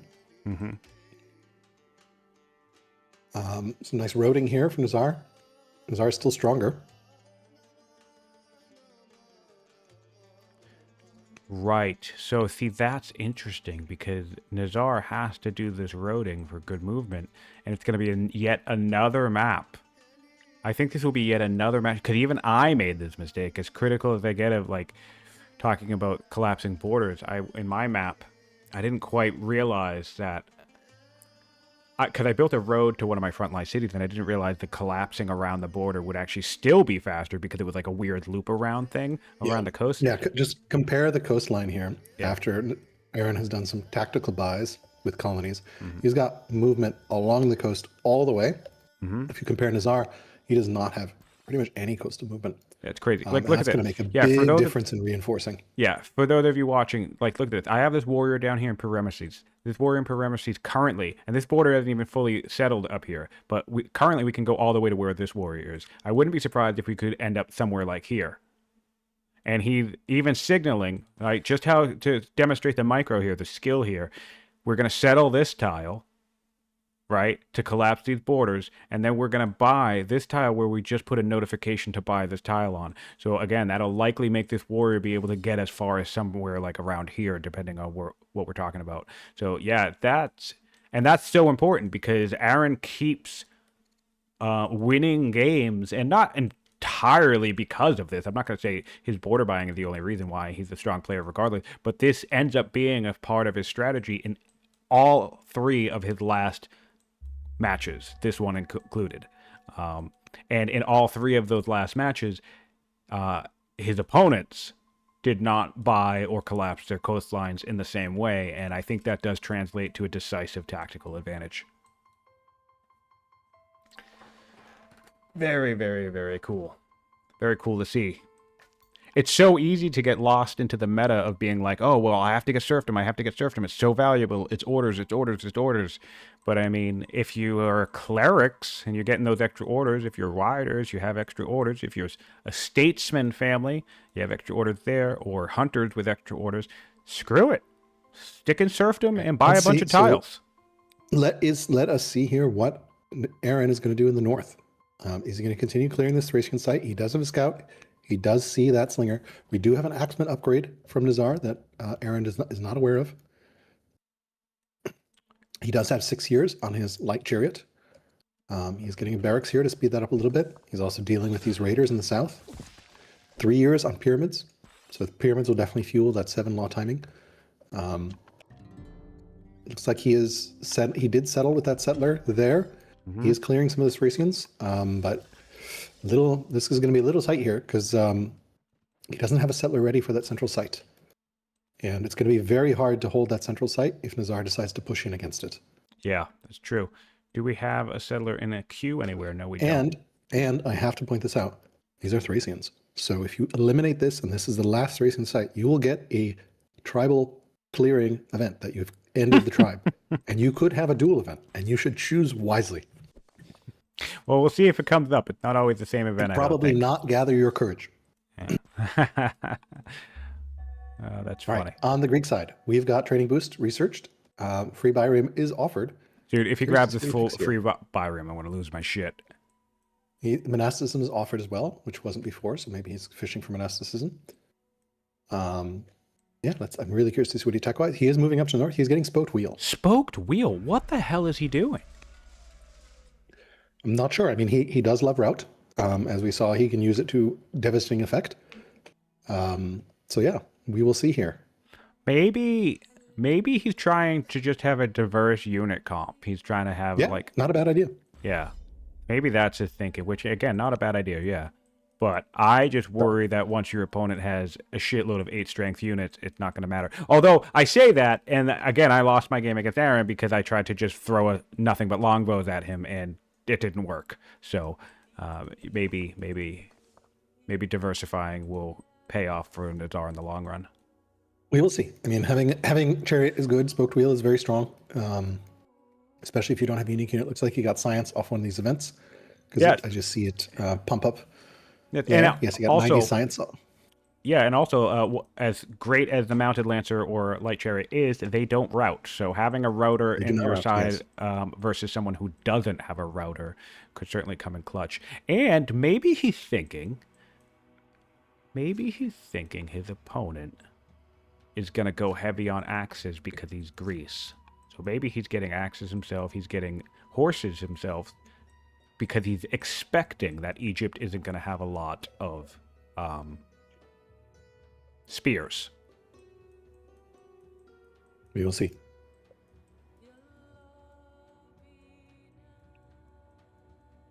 We have 3 matches going on simultaneously right now with the 4th one starting up soon. So it's just insane casting day. Trying to help coordinate getting casters for all these. So far, we're good. We'll see whether this one so we do have other casters? We have other casters? The matches are we have casters for Arover's class. Moose was kind enough. Jams was kind enough. Then Cliff and Blage is Moose. And we do not have a caster for Sabretooth versus Ice Matrix yet. But that will not start for 45 minutes. So we'll see if this match ends by then. Interesting. Because they did say they were going to play 2 hours, but I also concede as being, no, let's keep going. Yeah. So, yep. But I mean, Aran is also in Moscow, so I think, or the Moscow time zone, so it's a bit late for him as well. He's playing, I think, pretty late here. All right, one more turn on land consolidation. One thing I love to do in this moment, because we do have a couple of free workers, is I like to get all my so we're seeing that so far. We have a worker here on this grove. I'd like to see maybe this worker up here hop on a grove. If I have any free workers when I'm about to get the land consolidation. Yeah, we do. Yep. Dude, Aran, you are the man. I love this. Yeah, so this is exactly what's so awesome to do. Yeah, get your citrus, workers in honey, position. Potentially that lavender in the north. Also really wanting to point out some great scouting from Aran. He moved that scout in, and he sees the 2 axes and the spear. So now he, in theory, will know I can't clear that central site. There's no way in hell I'm going to be able to hold it because I don't have a settler. Right. Yep, and so we see the final worker getting to position. This is the type of micro that I live for, man. This is awesome. I love this shit. Yep, and he got a worker on that lavender as well. And Byrim. Byrim started there. Double Byrim. Ooh, that's spicy. Spicy. I know what he wants to do. He wants to, since he's got coastal movement all the way up there, then he can anchor double Byrim, and then he'll have coastal movement into attack if he so chooses. Yeah. That'll be devastating tactically. That's going to be great. It's a long-term play, and maybe in 10 turns we will see 7 laws. I'm not sure. He's getting another settler 5 years from this beautiful Sages site with all these farmers. It's going to take a while to get up there. Presume he's not going to clear. Yeah, he did pull back with his units. He's not contesting that central site. He knows, thanks to that scouting, I can't take that site. If I do, I'll just hand it to my opponent. Smart. And he can, but you know what's fun is he can monitor, because I think once the light chariot actually does show up, he could probably pressure that a little bit. So if Nizar tries to go into clearing it, I think Aran can then respond. Yes, that's going to be. I think we're going to see our first conflict of the game over this site. It's just going to be very hard for either player to take it. If you do take it, this is something Rincewind actually points out reliably. It's very important for central sites to settle and clear and settle in the same turn. You do not want to be in a position where your opponent can swoop in, kill your units, or force march their own settler or something. You really want to get that city down as quickly as possible. And ideally the same turn. So there's no time for your opponent to react. You clear and settle the same turn. Aran in our duel actually did that to me. He launched offensive on a tribal site and settled it in one turn, while I was moving my units in to take it with a lot more units than he had. But he managed to launch offensive, clear it, found a city, and then I'm not going to attack into a hero in a city, so I just fall back. So Greece can get their fourth law here, and they did. They took epics. Interesting choice. Epics, okay. I mean, there aren't very many rivers to take advantage of here. Not really any neutral rivers on this map, so epics makes a lot of sense. Although you do miss out on some nice exploration events if they do pop. So, and interestingly enough, so we had a little conversation or a little talk earlier about the free settler and the benefits that can provide. But we're now turn 35, and Egypt actually has out-expanded Greece. Despite having champions. I think a large part of that was not taking serfdom. Yes, I was going to say, I think that comes down to orders. I think it translates. Like if we go back here, he adopted freedom in 19, he researched navigation in 20. So he could have had serfdom from turn 20. Yep. He didn't 100%. actually enact it until 31. So that's 55 orders. And the total number of orders in the game for Nizar, there's actually, if you look at the total, it's actually kind of terrifying difference. Aran has 508, Nizar has 358. So an extra 55 orders would go a long way. Yeah, that's like crazy. 13-14% boost of orders overall. Yeah. And he could have adopted it. He just didn't. Yeah. That's wild to think. Yeah, so an extra and he went for the tech early, which is the correct play. It's just he didn't get the law. Yeah, that's the part that I find fascinating. Like, if you're not even going to adopt the law, then just rush something else with your scholar ability. Like, maybe, honestly, with a scholar, if I saw all these groves, I would have been like, okay, land consolidation time, and I would have just done everything I had to get to land consolidation with the scholar. Yeah, he doesn't seem to be going land consolidation at all. Maybe just didn't realize that on the map, didn't read it. It can be hard in the pace of a network game here. He's doing a great job scouting here, pushing his scout up in the north, seeing what's going on. Interestingly, I don't know whether the vision is bugged. I assume that scout would see the other units, but it doesn't look like the fog is revealing it that way. The forest. Yeah, the forest is blocking vision. Okay. Yeah, you can't. We do have land consolidation here from Aran, so I presume we're going to see a lot of groves start. Tech-wise, he has the choice of husbandry and rhetoric. Both are marked because he was going for steel. We've rushed an apprentice officer in the capital. I'm really, really loving this tech path choice here. Yeah.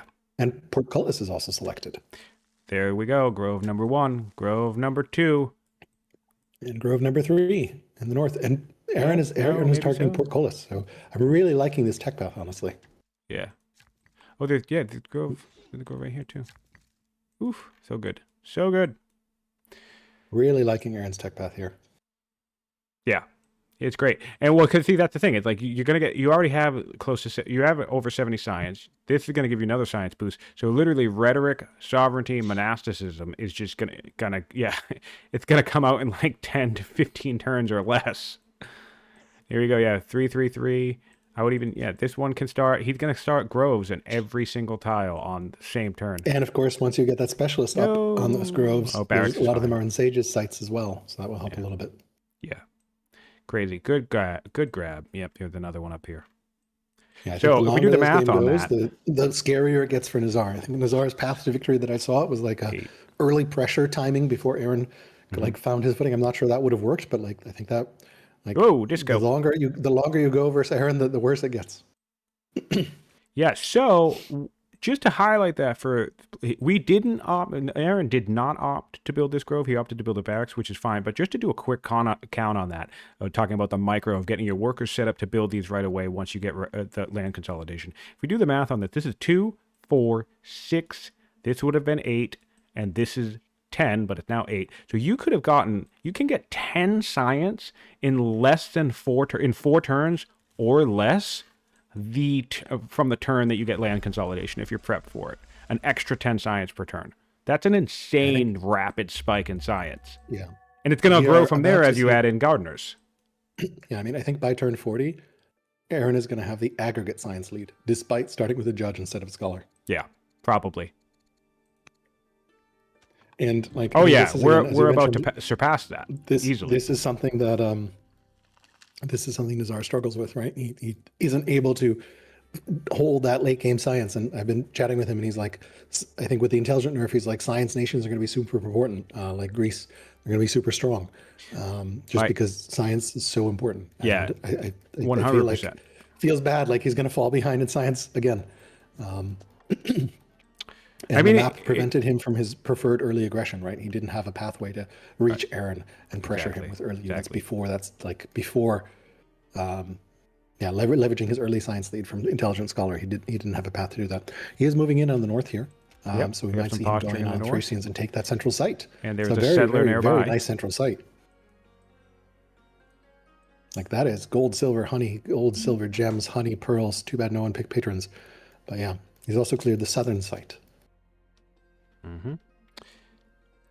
Yeah, he does have a settler ready, so he's following Rincewind's advice to have a settler ready. So I presume Nizar is going to clear this next turn and settle the middle city.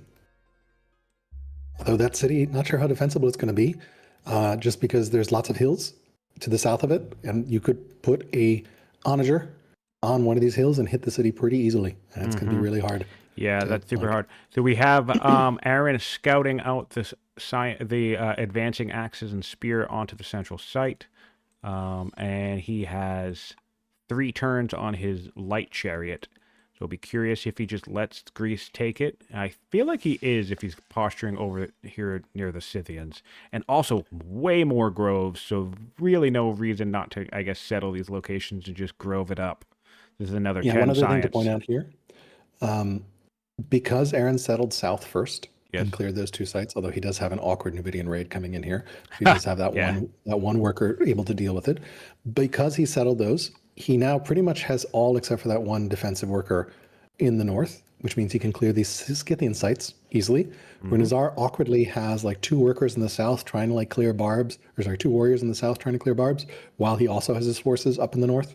So in terms of like unifying your forces, clear order makes a difference. You never want to have a patchy back in that sense. Like you don't want tribes coming in from awkward angles.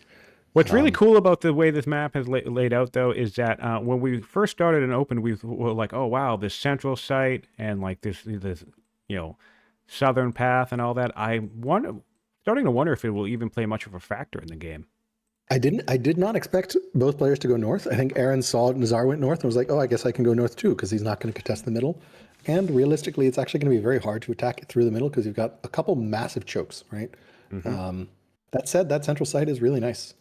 I will expect, I think if we think back to the Aran Sabretooth game, Aran is just very good at expanding and taking all the sites, and I'm expecting he will settle the middle in the south and also probably take the islands. I think those birooms are also for island access. He sees at least one island. He knows it's there. He sees at least 2 islands. So yeah, he is founding as well. So he's not going to contest the middle site. He's cleared in 1 turn and killed the Scythian site, and then is going to fight the rest of the Scythians here. Wow, he's playing so well that I didn't even realize he already had a settler to settle that site after clearing that site. Yep, and again, boom, same turn, right? Doesn't like beautiful play, notice. Beautiful timing. Like this, I think is a masterclass in terms of just like having that settler at the ready, timing everything so it lines up.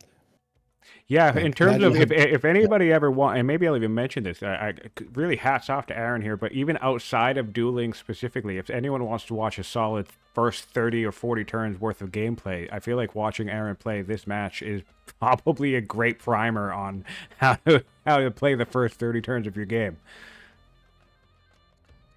Yeah. All right, back over to Nizar. He is moving in on this central site here.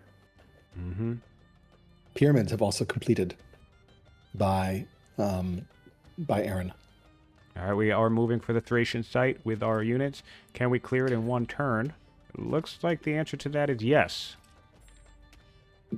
And the settler is nearby, so I think he can force march it if need be.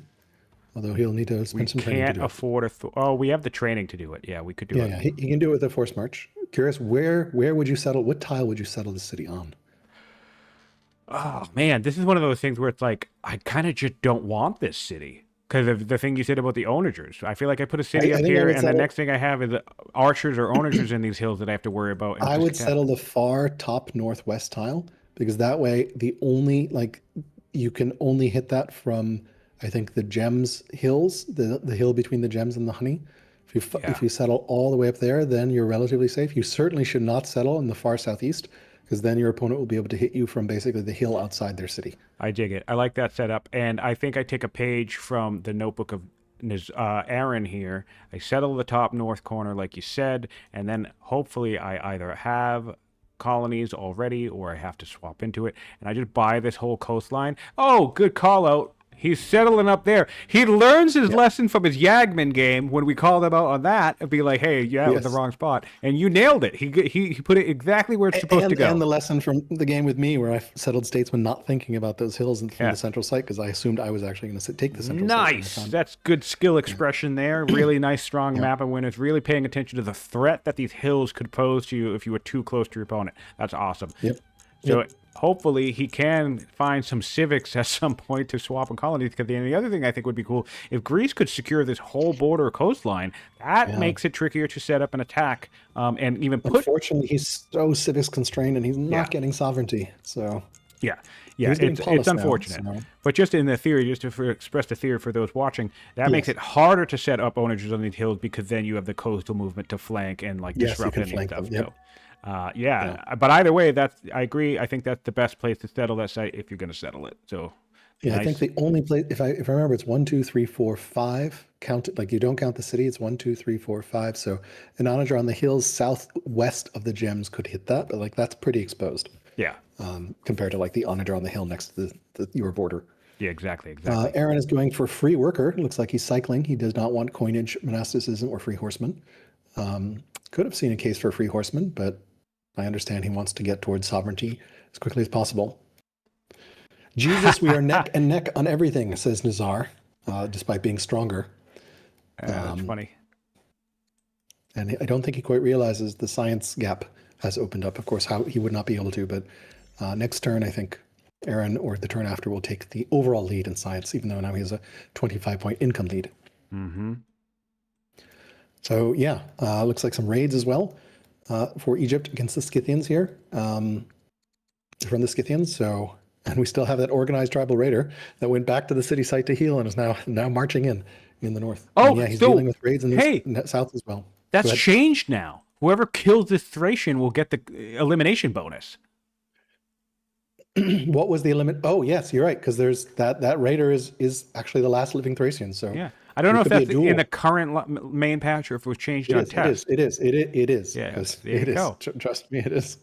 That's There is one way to avoid it, by the way. If you buy the unit with an orator Oh, or that's funny. Carthage, you can cheese avoiding that event, dodging the event. Ooh, Right. how much? Now I'm thinking, is Nizar trying to grab Portcullis? I'm not sure. He did get Paulus, and let's see what he gets here. We've got a pretty interesting choice here. We did get He Paulus. could get an ambassador up and actually a pretty good chancellor with growth per city as well. But really curious tech. No, He we did cycle. spin. We cycle to. I'm assuming forestry. No, monasticism. Oh wow! I was gonna assume forestry too. I really thought, but I mean, this is still fine because he has two religions, so whatever. He's Monasteries got two is fine. religions. Monasticism is very good. Poly as well for getting shrines everywhere. Divine rule will help with his long-term order challenge here. So, oh man, Solver is telling me buying the unit. So I did report it back. So that's a good. I did report that back. So thank you, Solver, Nice. for fixing. That's awesome. Good on you. Yeah, screw you, man. There you go. And no, I mean I reported the bug. It says like I don't think this is intended. It was a game versus filthy. And well, I whatever. was playing an orator, and was like, oh, I can just dodge the event by like buying this. Cool, great. Because I don't want to duel any Thracians. Wait, no, because that feels weird. I think thematically, at least, that feels weird. Because if you buy the unit and then it's all like, oh no, our tribe has been eliminated. The mercenaries that you hold are actually labeled as the tribe. So it's like technically they're around. They're just in your nation. So you're saying the event should spawn whenever that mercenary dies? That would be awesome. That would That would be actually be hilarious, but awesome. yeah, that'd be Imagine going up confusing against as to, like, Carthage yeah, and you getting kill like some 3 random opponent tribal and they're clear like, "I'm events gonna when you're duel you fighting for them. the honor of the Thracian nation." So, That would be awesome. yeah, I think it's fine to be fixed the way it is. All right, let's take a look here. What's going on here? Nizar had settled the central city site. It doesn't look like he's going to go and try to kill these Thracians, even though he could with his axeman. His champion axeman could just one-shot that unit with 15 damage. Yeah. He does have a stronghold coming up, so Nizar at the very least will have his unique unit coming out soon. He has developing culture in several of the cities to get more opportunities to bring out that 6 strength unique unit. So, I mean, the silver lining, if we go by the understanding of the damage that they can do against mounted units, is that those hoplites, even if he doesn't quite match the 8 strength timing, will still do a decent amount of damage to the 8 strength unit. But again, the real concern there for me is just the amount of swarming, ranged focus fire those things can do, because they're such a nightmare. Yep, and the combat area doesn't have a lot of woods, right? There's just a couple forests. There's not much. Yeah, a little bit of scrub. It's going to be pretty rough. He's getting walls in that city, which I really don't love as a first opening in that city. Yeah, that's a weird choice. I would have loved to see a worker first, but I mean, I guess, yeah. Like, I don't think that city. I just don't know anything it's not about terrible. walls. Like, that city's going to get pressured, but yeah. All right, let's take a look at the science jump. We had 78 science. Our groves are going to finish. We're at 82 now already. Sovereignty is available. Yet. Hasn't updated He's yet. got a new ambition, beautiful ambition, 6 groves. Love to see that ambition. Dude, Aran's game is on fire right now. The ambitions that are coming out are like great for him too, and he's knocking them all out of the park. That's ridiculous. Look at all these groves he's marked. If you pick a worker and look at the north, he's got so many groves marked. I know. Lovely This is crazy. This is crazy. So Definitely- he's gonna he's get that definitely read the map ambition. His legitimacy is gonna be through the roof. He's definitely read the map correctly with the wild. with land consolidation and sovereignty. So we are going to see a 7 law timing here. He's going to get the civics boost, and he already has a 6 law, and I presume monasticism and citizenship will be. No, he doesn't need citizenship. He already has the civics because he has the pyramids. Yes. He only needs. What laws is he getting? So I presume he'll need to get sovereignty will be law 6, and then monasticism will be law 7, presumably. Yep. Yeah. Or I guess he could go architecture. No, but he doesn't have monasticism would be the fastest, and also that gets you. Guess what? That gets you. That gets you monasteries for all of your groves. Gross. Yep. Which although he doesn't have a religion yet, so he would have to. He doesn't have a religion, which is the problem. Yes. So, but monasticism will also get you Menkianism for sure. Yes, because that will guarantee. Well, no, because we need to get Christianity in the damn game first. So. Yes, someone will need to get Christianity, but then you are guaranteed it because you have fewer religions. So Christianity is going to be very hard for him to get. Yeah. Well, I mean, with the science that he has, he could do a real quick pivot to metaphysics, and then he just needs to make sure that a Jewish religion pops in his. He's reminding himself to harvest wine because he's got this weird goal about giving wine for your spouse. I'm not really sure. It's like a goal. It's not an ambition. It's very. Very odd, and these raiders are conveniently coming in to attack the city as well. So he's getting another tribal clearing event for the Scythians. Fun fact, as well. I believe there's only 2, maybe 3, but I think there's only 2 goals in the entire game. Yeah, I feel like it's like an artifact of development or something. But yeah, and I think it's worth pointing out, the aggregate science lead next turn is going to lead, it already happened this turn, but next turn when the graphs update, we will see aggregate science lead for Aran. Yeah, wild. Oh, that's wild. I didn't realize we still had a shrine left to be played. We're building a shrine of Ra in the cleric seat, and I had... Good. That is actually a really smart play because that means the clerics will have a chance to go paganism, which will fix a lot of his family opinion. Not that he has problems with his family opinion, but like the families will all be the same religion. We'll make it a little trickier. Nizar still hasn't adopted Zoroastrianism. 7 turns to strong in the Greek capital. So that's a really, again, we are getting a little bit of extra culture from the clearing of the barbs down here, but really nice emphasis on just that Greek power because we're still 38 turns away from strong in the Rider's It's a little seat. dangerous here with this warrior in the south for Greece. It's standing in a marsh. It's going to tick down and potentially could take a little bit of damage if the barbarians attack. So I think curious he'll be okay. to see. He'll be fine. Yeah, he'll be okay. I presume he'll settle down there. But yeah, so that's right here. I mean, that's gonna be the bottleneck. We've talked about science, we've talked about laws and civics, but Wasset is nowhere near being strong. It's 38 turns. So these groves are gonna help once they come online, and we'll take a. Well, actually, are these culture ones? No, they are culture. They all give culture. Yeah, so we'll have to keep an eye on that.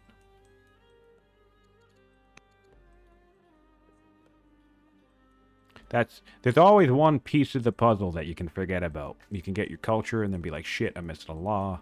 Get your laws, you can forget about your culture. Yeah. Or maybe you get all three and then you just forget to build the damn citadel. Yeah, or strongholds. Ninja's first game comes to mind. Oh my god! Oh my god! So Aaron actually does have a culture problem for 7 laws. Wasn't even just stronghold. I'm pretty sure he went that entire game with like a 90-turn game and he never built a single garrison. He said he realized it like turn 7. He was like, "Oh, it's too late," but like realistically, it wasn't too late. Too late. That's funny. That's funny. Yeah, too late. I guess. Let's end it at the next turn. Okay. All right. So cool. That will end this session. Great. Turn 40. Not too bad. So nice little start here. Some definitely setting up some.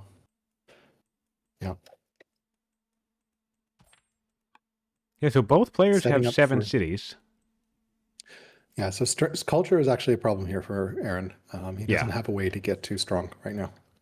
This is why I love drama early, because getting an Odeon and some poets down can really help. Yeah. Losing out on that religion certainly with a bumper. Yes. And all right, we have the first light chariot hitting the map. Let's take a look at how much damage we can do over here. Only 4 damage to this one. Does this have urban? Yeah, it has warden. Okay, cool. That's a good promotion. But it can do 7 damage to the guys in the back, 9 to this thing. And that's only going to get worse once this thing does finally become an 8 strength unit.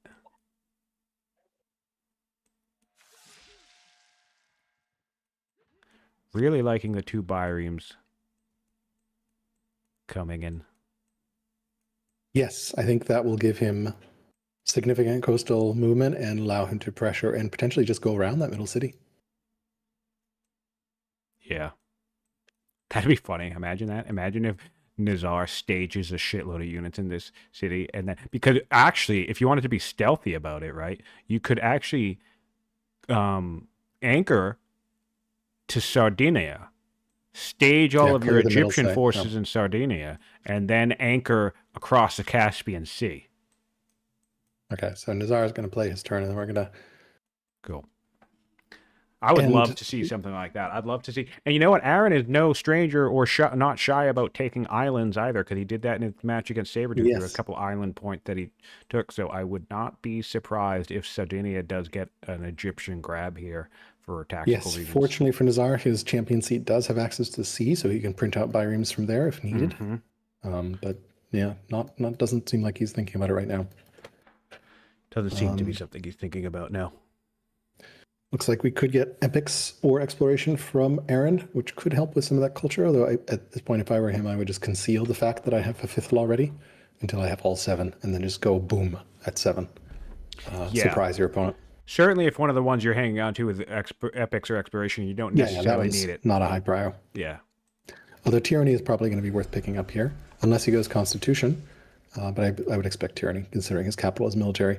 He does have his first light chariot out and has assigned a governor or a general onto it. Really love the use of map pins here to mark what he wants. Like the elephants, for some reason the elephants are in the forest there. That's random.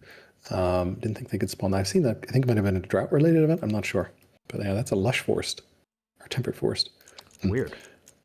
Yeah. I've seen camels in forest now too. I've been a little confused a couple times. Not sure. Not sure. Oh, it was elephants can spawn in scrub. It was in Okay, scrub, and the scrub upgraded to a forest. got it. All right, he is moving that settler all the way north here, so that will finish his last site up in the north. And then there's just the islands in the middle site. And then I guess Nizar still has his 2 southern sites to clear and settle.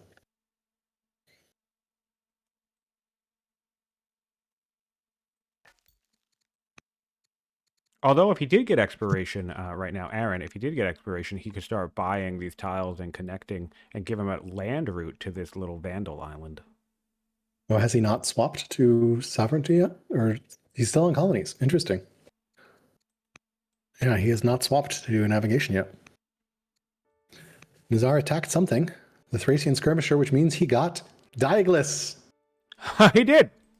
He did. Wait with it. Come back. Yeah. So we will see whether he duels.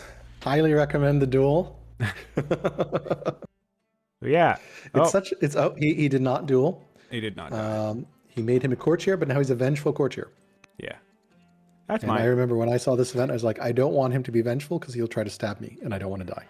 Yeah, I don't think I've ever. I accept him a lot. I don't think I've ever had an issue with him after the fact. Right? Maybe you have to be 100 minus 100. I don't know. I think so. Maybe. Yeah. I don't know. I should have just accepted him. Is the moral of the story? That's the correct play, I guess. Yeah. I mean, bold, bloodthirsty hero is pretty awesome. Yeah, and even if he dislikes you, well. Make him a general, he still hits like a truck. Yeah, but yeah, disappointed that Nizar did not go for the memes and duel. I mean, he's definitely got a lot of mileage out of his ruler at this stage. It's not like it happened to him on turn 20. Yeah. It's not a turn 19 death. Zealot could be really strong for him right now. So. Yeah, exactly. Yeah. Although the science drop would actually be brutal for him. One way to think about that really is like a legitimacy and civics-free abdication. Yes, but I think one of the problems is he would get pretty brutalized on science. Let's count here. Yeah, no. Yeah, 4, he needs 6, to make sure that his 8, science stays up for a while here. I hope he backs off this warrior because I mean this warrior's gonna. Oh no, well, I mean, the zealot we'll keep it alive. 14. Oh wait, no. If this other barb aggros, 16. Yeah, he's gonna lose 20 science when his leader dies. Oh wow, that's gonna be brutal. That's awful. Yeah, I don't think. I think.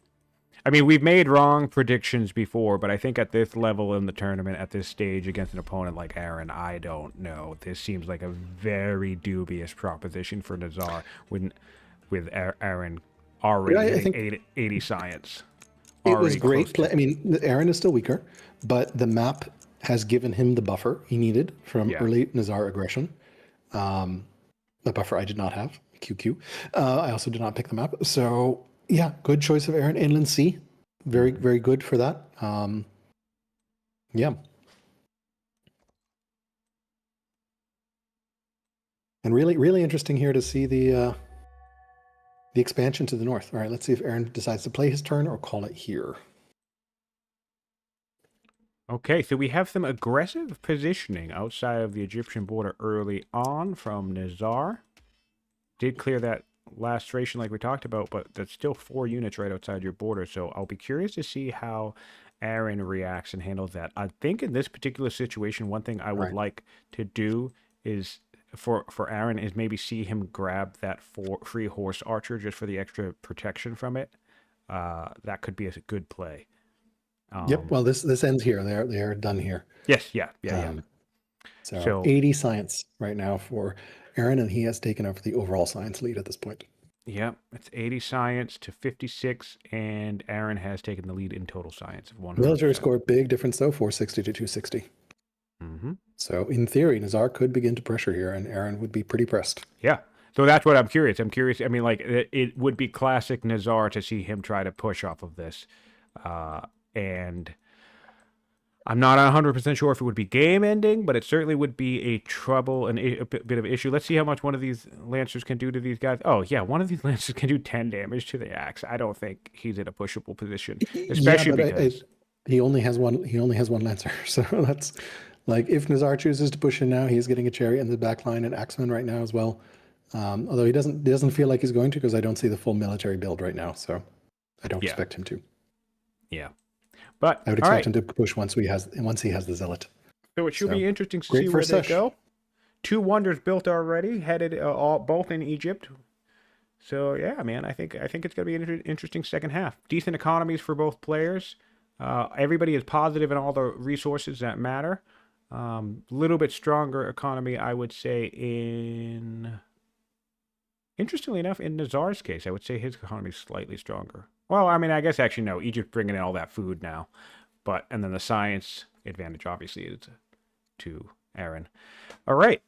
Well, thanks for joining me, Alcaris. I just Hopefully want to we can say one cash thing the here. second Just half the Sage's Seat. Look at the name that Aaron gave the Sage's Seat. for the Sage's Seat. Wonderland. Love it. Meme. Love it. Love it. All right, Yes, so I think we'll bring thank the you for stream casting. to a Always close fun here. co-casting with you. Fun first session. Looking forward to seeing how this game continues, to see who will advance to the upper bracket finals. Yes, very, very exciting time. And of course, thank you for all of our viewers watching us live, and thank you after the fact on YouTube. If you're checking up and catching up with the tournament, please go over to the Mohawk stream, follow them, check out the playlist for all the tournament action, and hop on the Discord, join in the conversation. Thanks again for watching. Thanks again for co-casting, and see you everybody next time. I'm Siontific. This is the Old World Community Tournament.